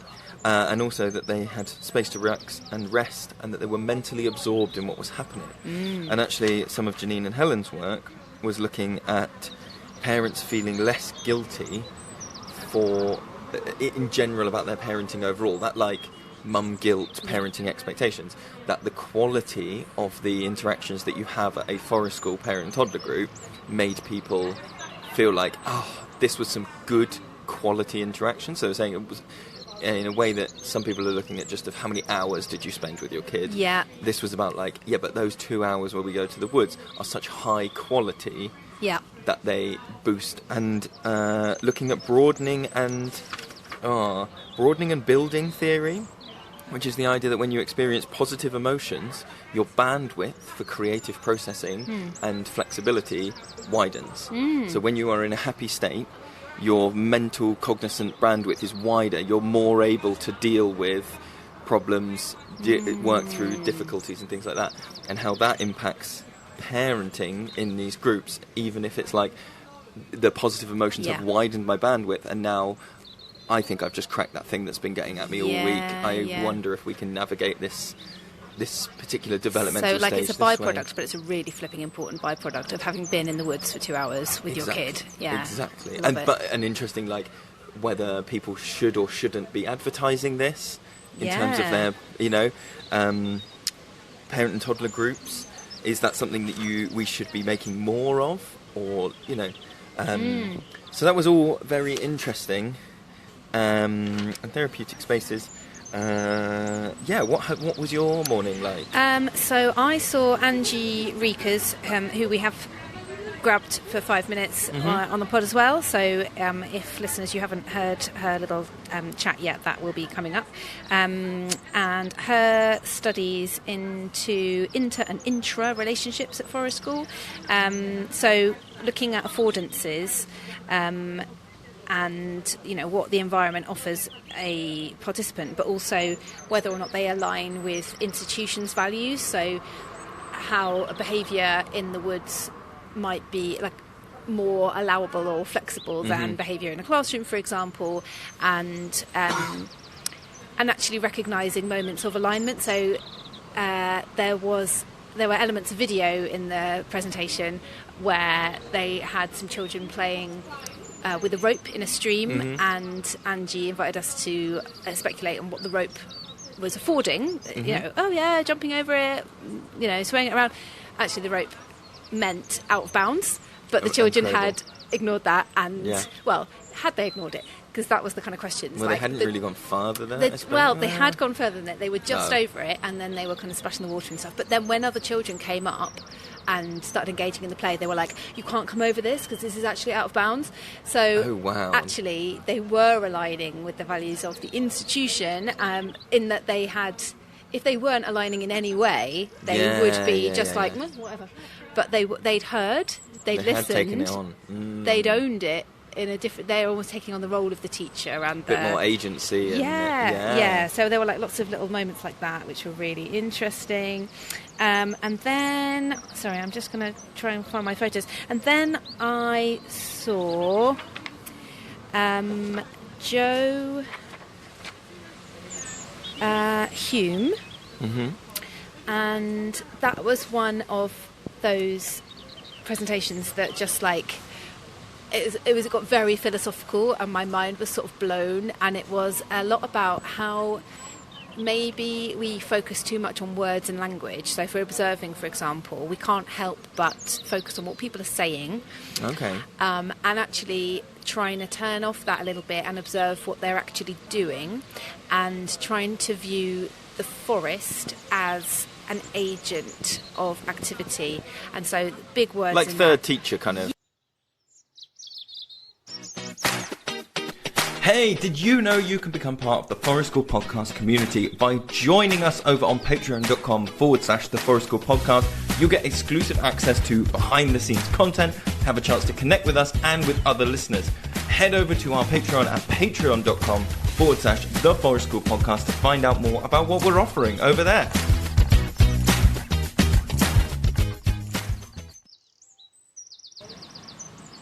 It's time for the info dump. The info dump, indeed. Oh my gosh. We're like 2/3 of the way through day 2. We are. We've stepped outside because our brains. Well, my brain was turning to mush. How's your brain? Oh, full. Just absolutely full. And also, I hadn't been outside since like 9 o'clock this morning, so I just had to, Take a break. Take a break. Get some of this out. And I just wanted to also hear from the brain we share, the bit that's attached to your legs. What did that bit of our brain experience? Well, my bit of the brain with my legs was in a different place. Things. So, what can I start with? So, a lot of my morning was looking at people finding their tribe and parents' involvement at Forest School and senses of identity. And therapy in different places. So lots of stuff this morning about like why did people decide to start coming to Forest School parent and toddler groups, and then actually looking at the impacts on the mental health of the parents.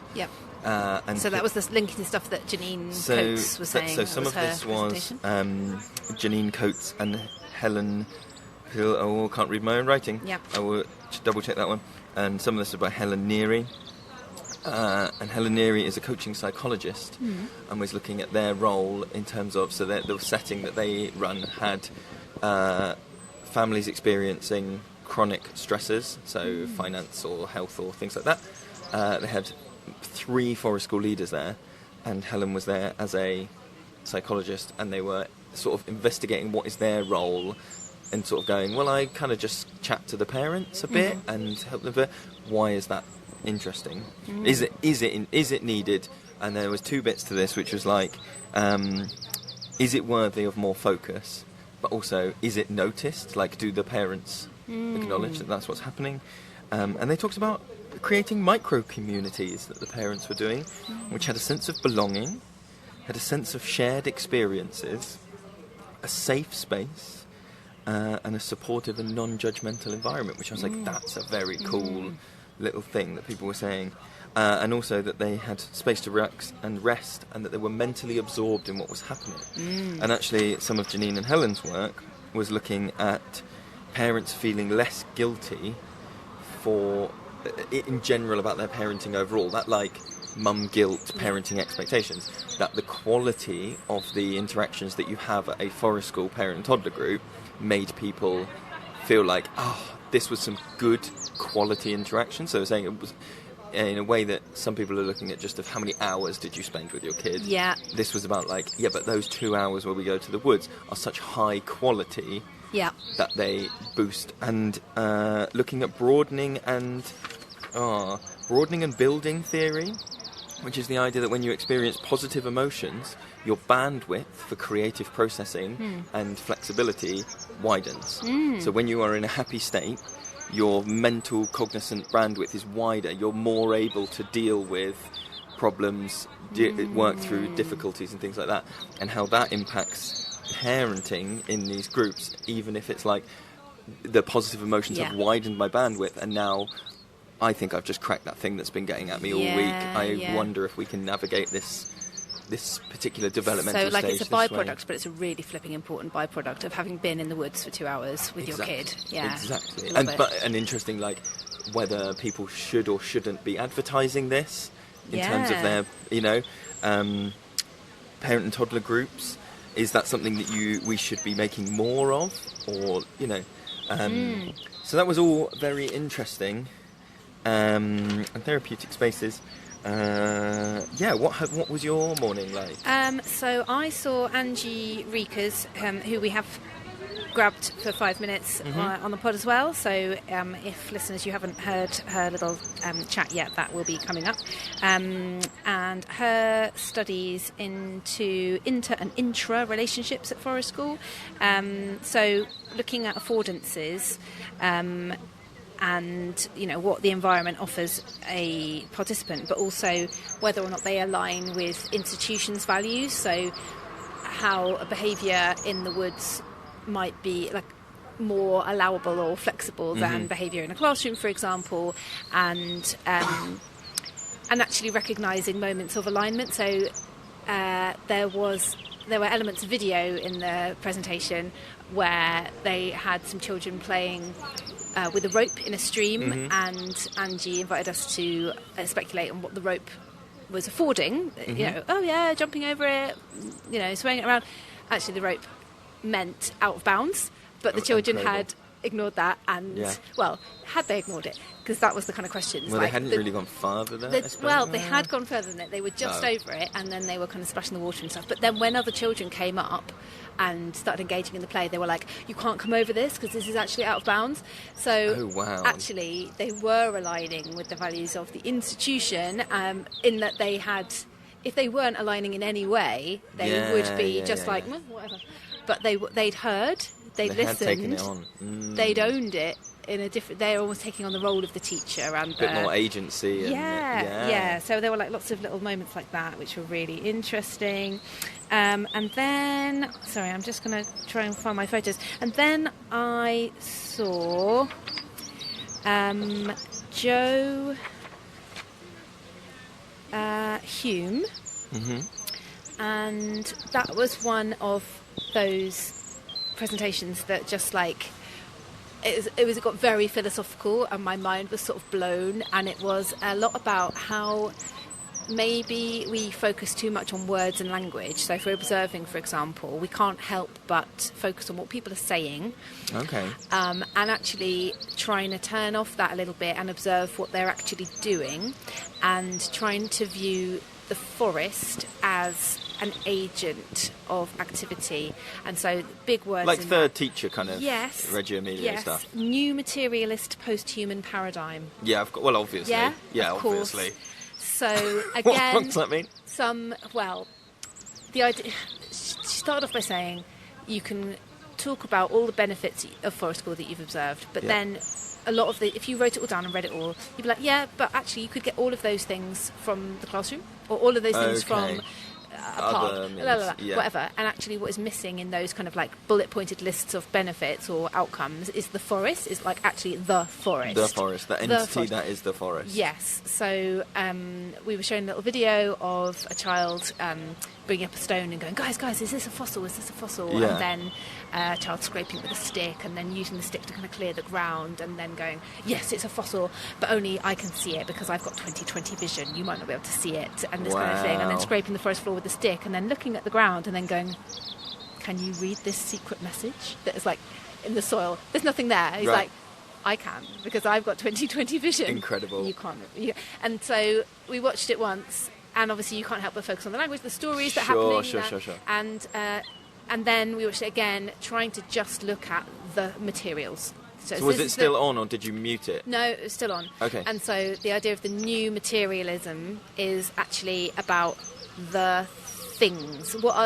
It's going beyond affordances. Okay. So again, they showed a photo of a boy stood in a tree in a very stretched, confident, powerful pose. Yeah. And she got to focus on the child. How would you describe him? And then said, focus on the tree. How would you describe the tree? Would the boy be able to do all those things and be all those things that you've just talked about without the tree? Would he be able to get into that stance? Okay. No, he wouldn't. Okay. So how is the tree acting upon him, as opposed to just how is he interacting with the tree? What is the tree doing to him, affecting him? So like the kid scraping the soil off the floor, something about what he was doing then prompted his brain to go, what if there was a secret message in the soil? Oh, okay. So this is kind of like metaludes in the play cycle, those things that are offered before the play actually starts. Before the play cue of can you see the message, it's the metalude of something about scraping it off reveals a pattern. And so things like the intra-relationship with a wild place, and to say how the forest needs to come into the foreground, as opposed to just being the backdrop of where we're doing this research. This is like kind of is integral. Somebody made a really interesting point this morning about research in general, where they said, I don't think enough is done where people describe the woodland and how much impact that can make. And the examples they gave were quite stark in terms of, like, between a scrappy bit of woods in the corner of the playground versus a thing. But I think you could go more minute. I think you could go, like, this is a conifer woodland, and so we need to potentially look at the difference of Forest School that happens in conifer plantations versus ancient deciduous woodland, or northwest-facing hills, fuck that, or, southwest, Hallow Woods is a south-facing hill, and every time I visit, I am in awe of oh, it's so lovely and calm and still here, and how much that affects. You know, people need to, if we're doing research and trying to identify all of the factors, how much we describe the woodland is a factor. She said it's not just affordances, it's a duet or a dialogue between the participants and the forest. I also saw Mel McCree delivering a talk about land access and inequalities and inclusion. Lots of very stark reminders of the facts about land ownership and woodland in the UK. So only 12% of the UK being woodland, and only 3% of that 12% is in any way accessible. So publicly accessible or in any way accessible? Well, she kind of touched on elements of, like, is it publicly accessible, but then also is there transport to it? All those things as well. And she made some links to some other books and papers that I'd really like to read, like a paper called Uneven Ground, and a book which I might be able to find a photo of in a minute, and how in her research so far she's found that the people who were affecting Forest School sessions the most, well, if you're looking at like the participants, the Forest School leaders, the other stakeholders, whatever, people who affected it the most actually were the invisible others, who included insurers, landowners, school governors, people who've never been to the sessions and never will unless you really go out of your way to get them there, and what influence they have. And that was quite a stark reminder to go, oh my god, and then she's actually designing a survey, so she's trying to design the survey with practitioners together, so they design the survey together and then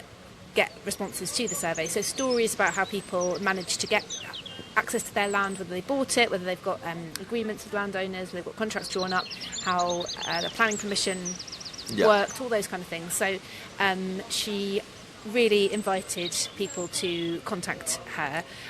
Maybe we'll try and get a chat with Melin tomorrow, and she can give you the details for how to contact her to kind of tell your story or to help with the survey design. So that was research that's kind of ongoing. So that was really interesting as well. I went this afternoon and had a bit of a autism focus group. So the way that, for people at home, the way these are kind of structured is they're like 2 rooms. You go in each one in whichever room you'd like to, and then there are 4 presentations going on in that room over the course of a couple of hours. And the ones that I just went to see were heavily focused, 4 in a row, kind of on autism and autistic identity at Forest School, talking about like deficit models. So Sam Friedman, Dr. Sam Friedman, has been doing lots of stuff. interesting question about, can humans be nature disconnected? Is it something that you can disconnect from if you are a living organism, or is it just something that becomes like a low connection? Whether we're binary, like, no, you're not connected. Interesting. And then looking at lots of different research that's going on, and about how lots of that is like very detrimental about autistic people's experience in nature, but actually there is loads of evidence already of autistic people writing about their experience in nature. It's just not widely known or widely accessible, and doing a bit of work to try and raise that. And I think there's a couple of themes that came out of this different research project, which is very interesting. Sam's talking about the type of research that they do, and I forget to write down, it's like, no, I will ask Sam to get that word right. But they were saying that they basically collect the data, and then they, as authors, make meaning from that data. Yeah. So so then they were saying, Sam was saying that you need to acknowledge who is doing this, because their own biases are in play, but that is part of the research, and that's not a bad thing, which is very interesting, because I think that would dispel a lot of my misconceptions about research being analytical and dispassionate, and me being like, well, I could never do that because I'm in it. I'm too far in. Yeah. But to know that you can do valid and beneficial research whilst still acknowledging it and being like, hey, this is me unpicking it. And so that came up a little bit in the workshops, the presentations that I was in terms of, actually one of the speakers made a case for not making a really planned research methodology, rather than going, I will video the children at this point and this time of the day, and then I will do it again at this, blah, blah, blah, because then you're already influenced by stuff. And so actually what they did was video at random times, just start videoing and then watch it afterwards and try and then unpick it then, rather than going, because if you're only pressing play on the video when you already think something interesting is happening, your bias has already gone in about which obviously you can't deny, as you're saying. You have to just be like accepting of it. But I thought that was a really interesting way of looking at it, to just go, and I thought, oh God, I'd love to do that, just to, randomly. It was almost like, hey Siri, set a random alarm called turn video on, and just sorry to any listeners, or like a wildlife camera on a timer, that just goes off every 7 minutes and does a 30-second video, and you just look at those. That's very interesting to see, because again, because even sometimes when you're doing video, I'm conscious of where I'm standing is affecting my view of how I'm looking at this. If I go and stand slightly to the left, now it looks like those people are ganging up on that person. Oh, okay. Well, I don't want to take that picture for Facebook, so let me turn around here. And now it looks like they're friends. Okay, right. Let's do. Oh, completely. And we were talking also about if you've got video footage, what do you do with it afterwards, and who do you show? So researchers talking about showing the video to the children and getting them to watch it, and then also inviting their parents and carers to come in and watch it as well. Which is really interesting. So lots of the stuff that I was listening to this afternoon has been about involving autistic young people in the research, and really getting the onus on capturing that in a way where giving people agency and doing these things. So one of the things that I listened to was not necessarily about autism, but was about access to green space, and does the sort of general socio-economic stuff that's going on play out in forest schools, i.e. in areas of deprivation? Do you also see deprivation in the forest school provision? In areas of affluence, do you see affluent forest school provision? And seems to be yes, kind of. For a number of different reasons, but there were lots of things like we've talked about before, about deprivation not necessarily being synonymous with urban, and that deprivation in rural areas and whether you can see green space is not the same as whether you can access green space. Rural schools being they called it precarious employment.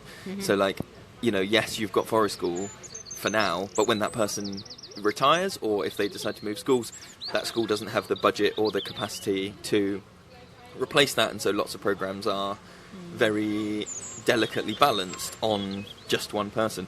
There's one that I thought was really interesting, where they were talking about in Paris there has been an initiative to re-green urban schools, and what they're also now doing is using those green school spaces as oases, they're calling them, during heat waves, because they are heavily greened spaces. So they're then saying during heat waves, the schools are opened to the public to come and use, like a park, to go, it is so hot in the middle of Paris. The only place that's like green Bearable. and shady is the school. And I was like, that's very interesting in terms of like what other roles do, you know, like we always talk about, like the many hats that forest school leaders wear, and like, is one of them advocating for our forest school spaces to be opened to people during heat waves, which we are seeing more and more of. I know, I saw a thing on Facebook this morning about, it was an early years practitioner saying, it was 27 degrees in my classroom all day and we weren't allowed outside and the windows don't open and there is no aircon. The windows have been designed not to open. He said it was the worst day of their career. Yeah. Well, I mean, what is the future? Yeah, anyway, we should pause. I'm about ready for some more. More. Yum. Talk to you in a bit.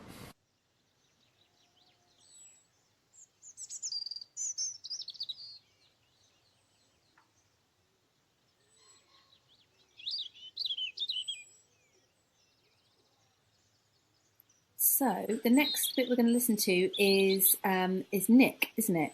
Nick Harding, who is the project officer for the FSA, who's been coordinating a lot of the symposium stuff. Nick was the person who invited us and the podcast down to do the recordings, and so we had a catch up with Nick to see how he was getting on, and also Nick was able to share some insights into the team that had all helped the symposium come together. There were so many roles, so many people that had kind of helped to bring this all together, and Nick can give them all a shout out now, but I will let Nick do that himself.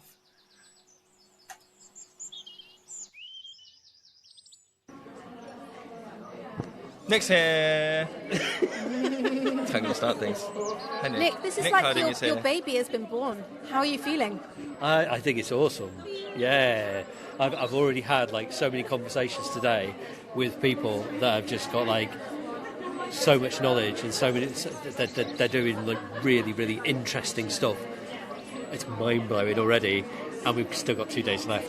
It's just like I'm not sure that my brain will make it from now until Friday. I think Friday, my responses are going to be, oh yeah, that's a good point, isn't it? Yeah. They might have already started doing that. So it's just, so lovely seeing people from all over the world. But it's so exciting. Like you say, I've already been part of conversations where people who, 2 or 3 people who are already researching, talking to each other and going, I hadn't thought. We could do, and you're like, whoa, okay, something's just jumped off here, and like that mixing and not being, because I suppose there must be something of like, okay, here's my metaphor, you ready? Okay. So, at the conference, you are the one that brings everybody together for the conference, who might be the only practitioner in the school who has to sit in the corner of the staff room because they are muddy. Yeah. You have now done the same thing for all the academics, who might be the only person in their university or the only person in their thing that's going, I want to research this forest school thing, and nobody else there is able to do it, and you have brought all these forest school researchers together in the same way that the conference brings all the practitioners together. Well, and I'm very appreciative of that. That's pretty... You are the gatherer, Nick. No. You are the There's an incredible team of That's people very that have put it true. together. That incredible team that put it together. I'm just a cog in the wheel of that. But I think that it's worth recognising that bringing people together is what we try and do at the FSA. It's like that's what it's all about. We're trying to bring people together, get people to think, find out where those inspiration points are that we all like get fired up by, that kindle us into being something more than we have been, or move us forward into some new bizarre. This is the thing I'm really excited about. It's not just a like, how do we back up what we're already doing, but I'm really interested in the what if it gets tweaked going forwards. And I'm kind of up for, okay, so it gets tweaked and it's like, before the first symposium in 2024, we thought it needed trees, but it turns out it's lichen. It's all just lichen. That's the only thing you need. I mean, lichen is pretty cool. Well, funny you say that, Okay, because so we're I gonna was talk about admiring your your shirt now, shirt Nick. earlier. Nick is wearing a shirt that looks like moss and lichen on dark tree bark. And is that why you chose the shirt, Nick? No, Did you see it in that way? It stood still for too long. I was going to say. Yeah. I love it. It's so nice. It's very cool. It's so good. It's very textured. It is. Feel. You're going to Oh, describe that to nice. everybody. Okay, so the base of the shirt is like Silky. mesh. No, it's not on It's a not- mesh shirt. Well, how would you describe this? Like satiny? No, Yeah. I'm not good with. I'm not sure. It's silky and textured is But what they then need it's to got. know. It's like it's. She's not touching me. Green, There's only Lewis brown. that's touching Well, me. you didn't invite me to touch Oh, you. go on then. Okay. Oh, yes. It's like the softest moss. It really is. It's very nice. You were about to bring up a list, Lewis. I was gonna bring up a list But because- while you get the list of people, I would like to know, Nick, how, because Sarah alluded a little bit in her kind of welcome, hello everybody thing about this being a long time coming, and as somebody who's kind of organised this, helped organise it, like when did this like seed of an idea happen? Do you know, or like were you there when that? And how long has it taken? I think some people have had the idea for a very long time. Like Sarah, she's been dreaming it up for a long time. But I think it landed with us maybe 2 years ago in a tent Okay. at one of the conferences. Yep. And we were kind of discussing, kind of where is Forest School, what's it doing, all that kind of stuff. And then we realised that actually we're not nearly spilled my wine then.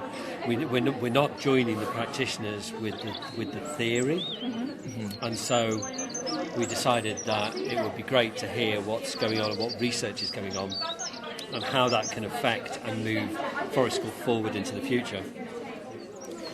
Yeah. So 2 years. That's a 2 years, yeah, more or less. Yeah. And then Fabienne and Gareth and I had a brief chat about it. And Fabienne, who works at the University of Liverpool, who are hosting us here, was telling us all about kind of her research and how that works.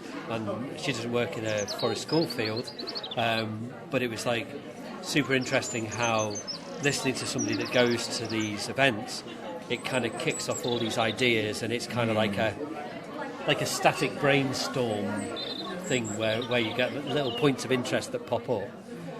And it catalyses like huge amounts of exploration. Like setting fire to steel wool with a battery. Exactly, like setting fire. That is exactly like setting fire to a steel wool with a battery. Exactly, yeah. That's the metaphor. People don't know Yeah. this thing. Right, Nick, you've given me a list of incredible people that have put this together. So many but I awesome feel like I have a very short description, but you might want to add more to these people. If you're...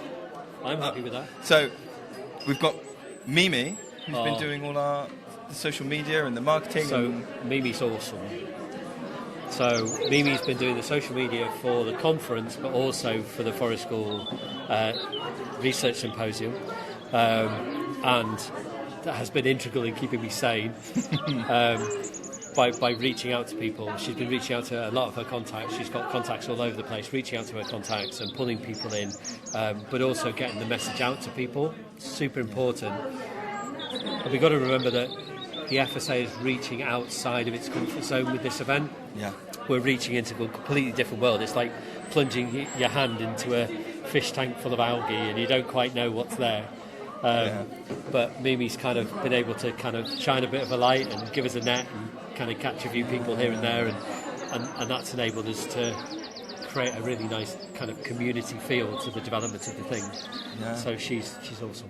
Amazing. Okay, we've got a long list of people here who are on the academic committee. So I'll read off all the names. So we've got Mark Leather, we've got Fabian Davis, we've got Lucy Tiplady, we've got Francis Harris, Helena, Janine, Sarah Knight. All these people on the academic. Tell me what the academic committee is doing.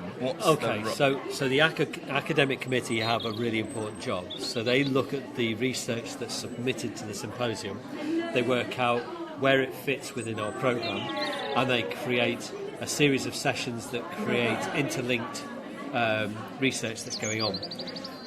So it's really important to get that lovely balance of sessions within, presentations within a session. So that's their job, or that's one of their jobs. Yeah. But on this symposium, they've kind of doubled down a bit, and they've also been like most of the organisational committee as well, which the academics don't usually get involved in. So they've helped me with how much wine to get, and you can see that there's far too much. So far. Far. But they've also helped me with finding the restaurant for tonight. They've helped me with how to put things together. They've linked me with the university. They've linked me, and they've also used all of their contacts to reach out to those people that we as the FSA don't. That's so generous. Yeah, it is huge. And we've got to admit that it's a huge risk for them in their professional lives to do that, to put their name to something that somebody else is running. Yeah. It's a huge risk. So massively grateful to them. Massive. And of course Sarah Knight, FSA ambassador, and just all round cool person that everybody's heard of. And we've got some other volunteers. We've got Paul Mosley's been volunteering. Yeah. Gareth has been doing tech and project design and management, things like that. Hannah and Morgan, just as volunteers on my list. Yeah, well, they're not just volunteers, but they're here to help us. So they've come from Loughborough University, they're PhD students, and they've come down to help us register people, but also they've come here to link in with us as PhD students and find out what's going on. So they've come and volunteered to help the process move forward, really. There's so many people working in so many different ways. I think this is another one of those things, like, not only is this so far, I mean, we've only been here like half a day, but like already that idea of like research and this sort of thing is like purely for like very high ivory tower academic types. Not only is it like, oh no, there's loads of different people here, but also in terms of being involved and being in the conversations, there's so many different people from so many different backgrounds coming together to make this thing. It's amazing. And then, okay, so we've got a long list here. Oh, there's Nell as well. Nell Steele. Yeah. So she works for the FSA, but Nell has been there as like massive emotional support for me, because I've well and truly stepped outside my comfort zone doing this. So Nell's been there supporting me all the way through. She's awesome too. And then the University of Liverpool staff. So we've got Rebecca Prescott and Nicola Gilmore. They've helped us pull everything together. They've worked out all the catering with me. They've been there to make sure that we've got people on the desk doing the registrations, and that we're following the University of Liverpool processes, which are not straightforward from somebody outside the organisation. So to have two people that are kind of there to help you through that process is really critical. So if anyone's designing a symposium, having people from the university that you're with that really help you and work with you, really important. And then we've got the AV people that are helping us make sure that people's presentations are there and available and work. We're not necessarily a tech-savvy bunch. Yeah, well, we're not, no. But they've been awesome, really good. And then we've got Jamie and Paula, who are like behind the scenes, and Jan as well, behind the scenes, that have been running the online shop to make sure people's bookings come through and I get all the information I need, so I know how many bottles of wine to order. It's mostly been wine admin. Wine admin, yeah. I wine a lot. Yeah. Well, from both of us, I think, and everybody that's listening to this, thank you so much, mate, for going out of your comfort zone and putting it all on. It's very much appreciated. Yes. Well, Forest School is something that I'm super passionate about, and to bring people together from all over the world is like, it's awesome, and also to do something that's never been done before. Obviously symposiums have been done before, but not Forest School Symposiums. That's quite a thing to kind of put up there that you've done that. So yeah, big smiles on my face. Hey. And I just get to enjoy it. Yeah. Ching, ching. If you're enjoying this episode of the Forest School Podcast, we want to ask you to consider supporting us on Patreon. Your contributions help us to cover production costs, bring on amazing guests, and create more of this amazing content that you guys are loving. Visit our Patreon page today at patreon.com/the Forest School Podcast and join us with your support. Thank you so much.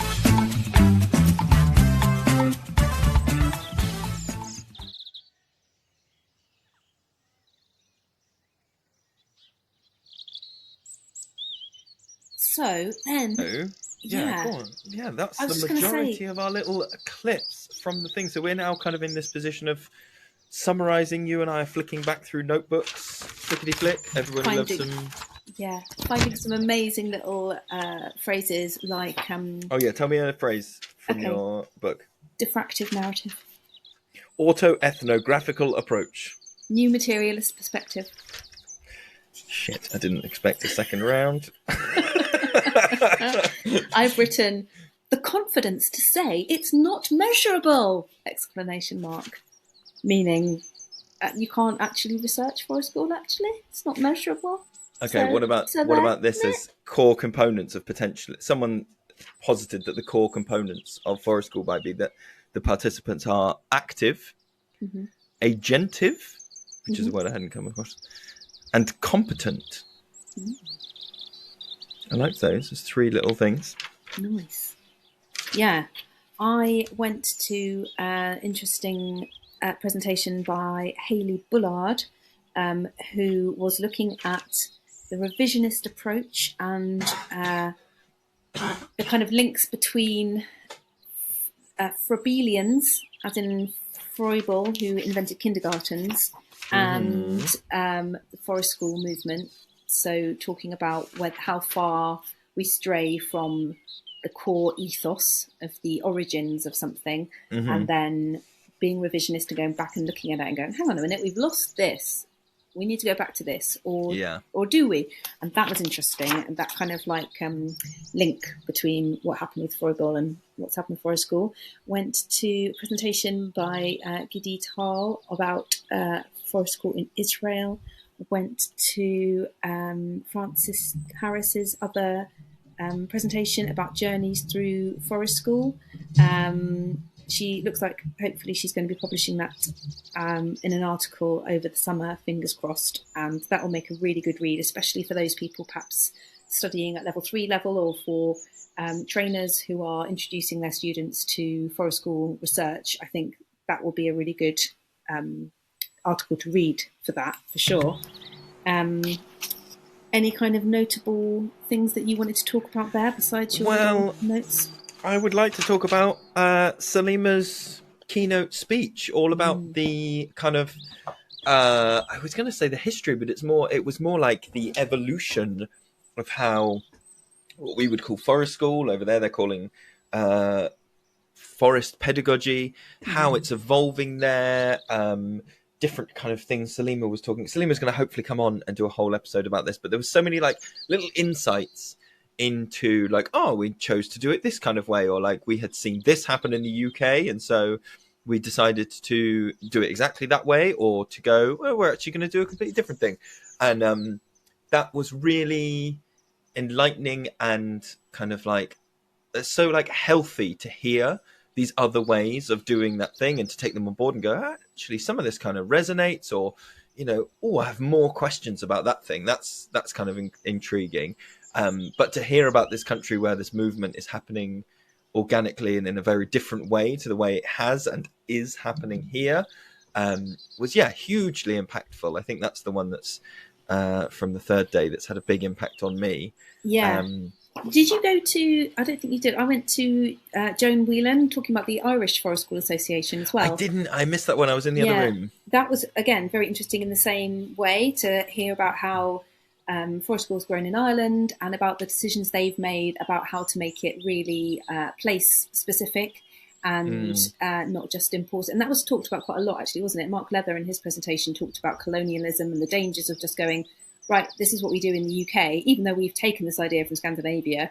Here's what we do in the UK, and we're just going to export that all over the world without any kind of reference to place and without any reference to Indigenous knowledge and the kind of the dangers of that, I guess. So, Joan talked about things like translating different sort of Forest School values into the Irish language and choices that were made around that, and how they have developed their own training in Ireland as well, and making sure that they're training people there as opposed to kind of sending them over to the UK.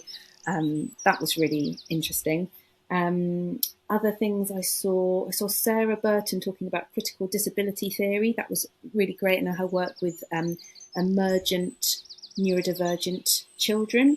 And she was sort of halfway through her research, and fascinating little rabbit holes as to links with that, and again, actually colonialism and post-humanism. And that was, I guess that's kind of to do with this being the international research symposium as opposed to just a national one, bringing in all these things and kind of going like, it was a very open space and in a very Forest School way, kind of like non-judgmental about like, nobody was taking it on board and go, oh, well, you've done it this way and we hate that. And so, well, what you're saying is challenge. You know, it was just this really beautiful space of like, oh, here's all these like ideas and, oh, you're doing it that way, are you? Okay, cool. And, oh, we're doing it that way. You know, that level of like internationalism really helped to, it sounds weird to say that level of like discourse, I suppose, brought people together, I think, around ideas. And we had Shini and Darren from the Singapore Forest School coming to do a presentation, and hopefully we'll get them on for a full episode to really talk in detail about their work and how they've developed Forest School there, again, in a very place-specific way, and the challenges that they've faced in bringing Forest School to Singapore. We went to an interesting one together, didn't we, about adult-child dialogues and questioning with Tracy Martin Millwood.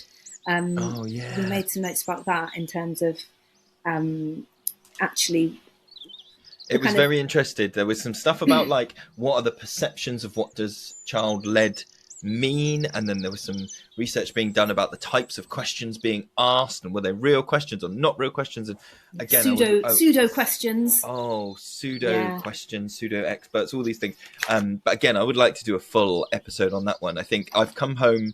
The thing I said to you was like, I feel like sometimes for the podcast we are foraging in that we are walking around, we are living our lives, and the ideas are the little bits that we forage along the path and kind of go, oh, look, there it is. And then we walk along for oh, there's another little bit. And there were all these like little but very interesting nuggets. And this was like going to a supermarket. It was just all there. And like, if you imagine someone who's only ever foraged, then going to, so it was like so good, but so overwhelming and so like, I need to give all of this the time and space that it needs. And I don't want to change any of these incredible ideas. So rest assured, listeners, there is more content coming from this symposium.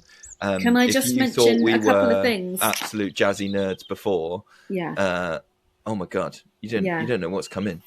We listened to Jane Owen from Shrewsbury College talking about participatory research with young people and her use of photo voice. And that was quite an interesting, she was admitting that she was calling kind of Forest School activities, like you're saying about no one being like, oh, maybe that's not true Forest School, maybe la la la. People kind of going, cool, you did this kind of Forest School related thing, or you did it in your own way. And that was interesting hearing her talk about sort of doing the research with the young people as opposed to like studying them.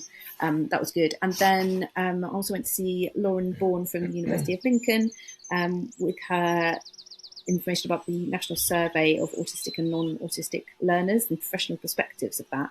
And hopefully we're going to do a full interview with her as well. Yeah, sorry. I think I've name-checked all the people that I want to name-check. You name-checked all your name-checkers? I think I have, yeah. There's loads of other places. If you go to the hashtag, I've got to do the acronyms right now. It's FSRS, Forest School Research Symposium. FSRS 2024, hashtag FSRS 2024. On Instagram and Facebook, lots of people have been putting up their photos. Lots of the researchers have been putting up their kind of bits and pieces of their experience. There is loads more to see. And like I said, loads more to come on this podcast. So thank you again to the FSA and to the University of Liverpool for having us. Thank you to all the people who are supporting the podcast on Patreon. If you want to support us on Patreon, I'm aiming to get to 50 subscribers by the end of the summer. That's my goal, Wem. We're like halfway there already. The tiers start at £2 a month. £2 a month, 50p a week. If you can help us out there at patreon.com/The Forest School Podcast. There's going to be loads more content going up on there. And if not, we will see you on the next episode. Bye! Bye!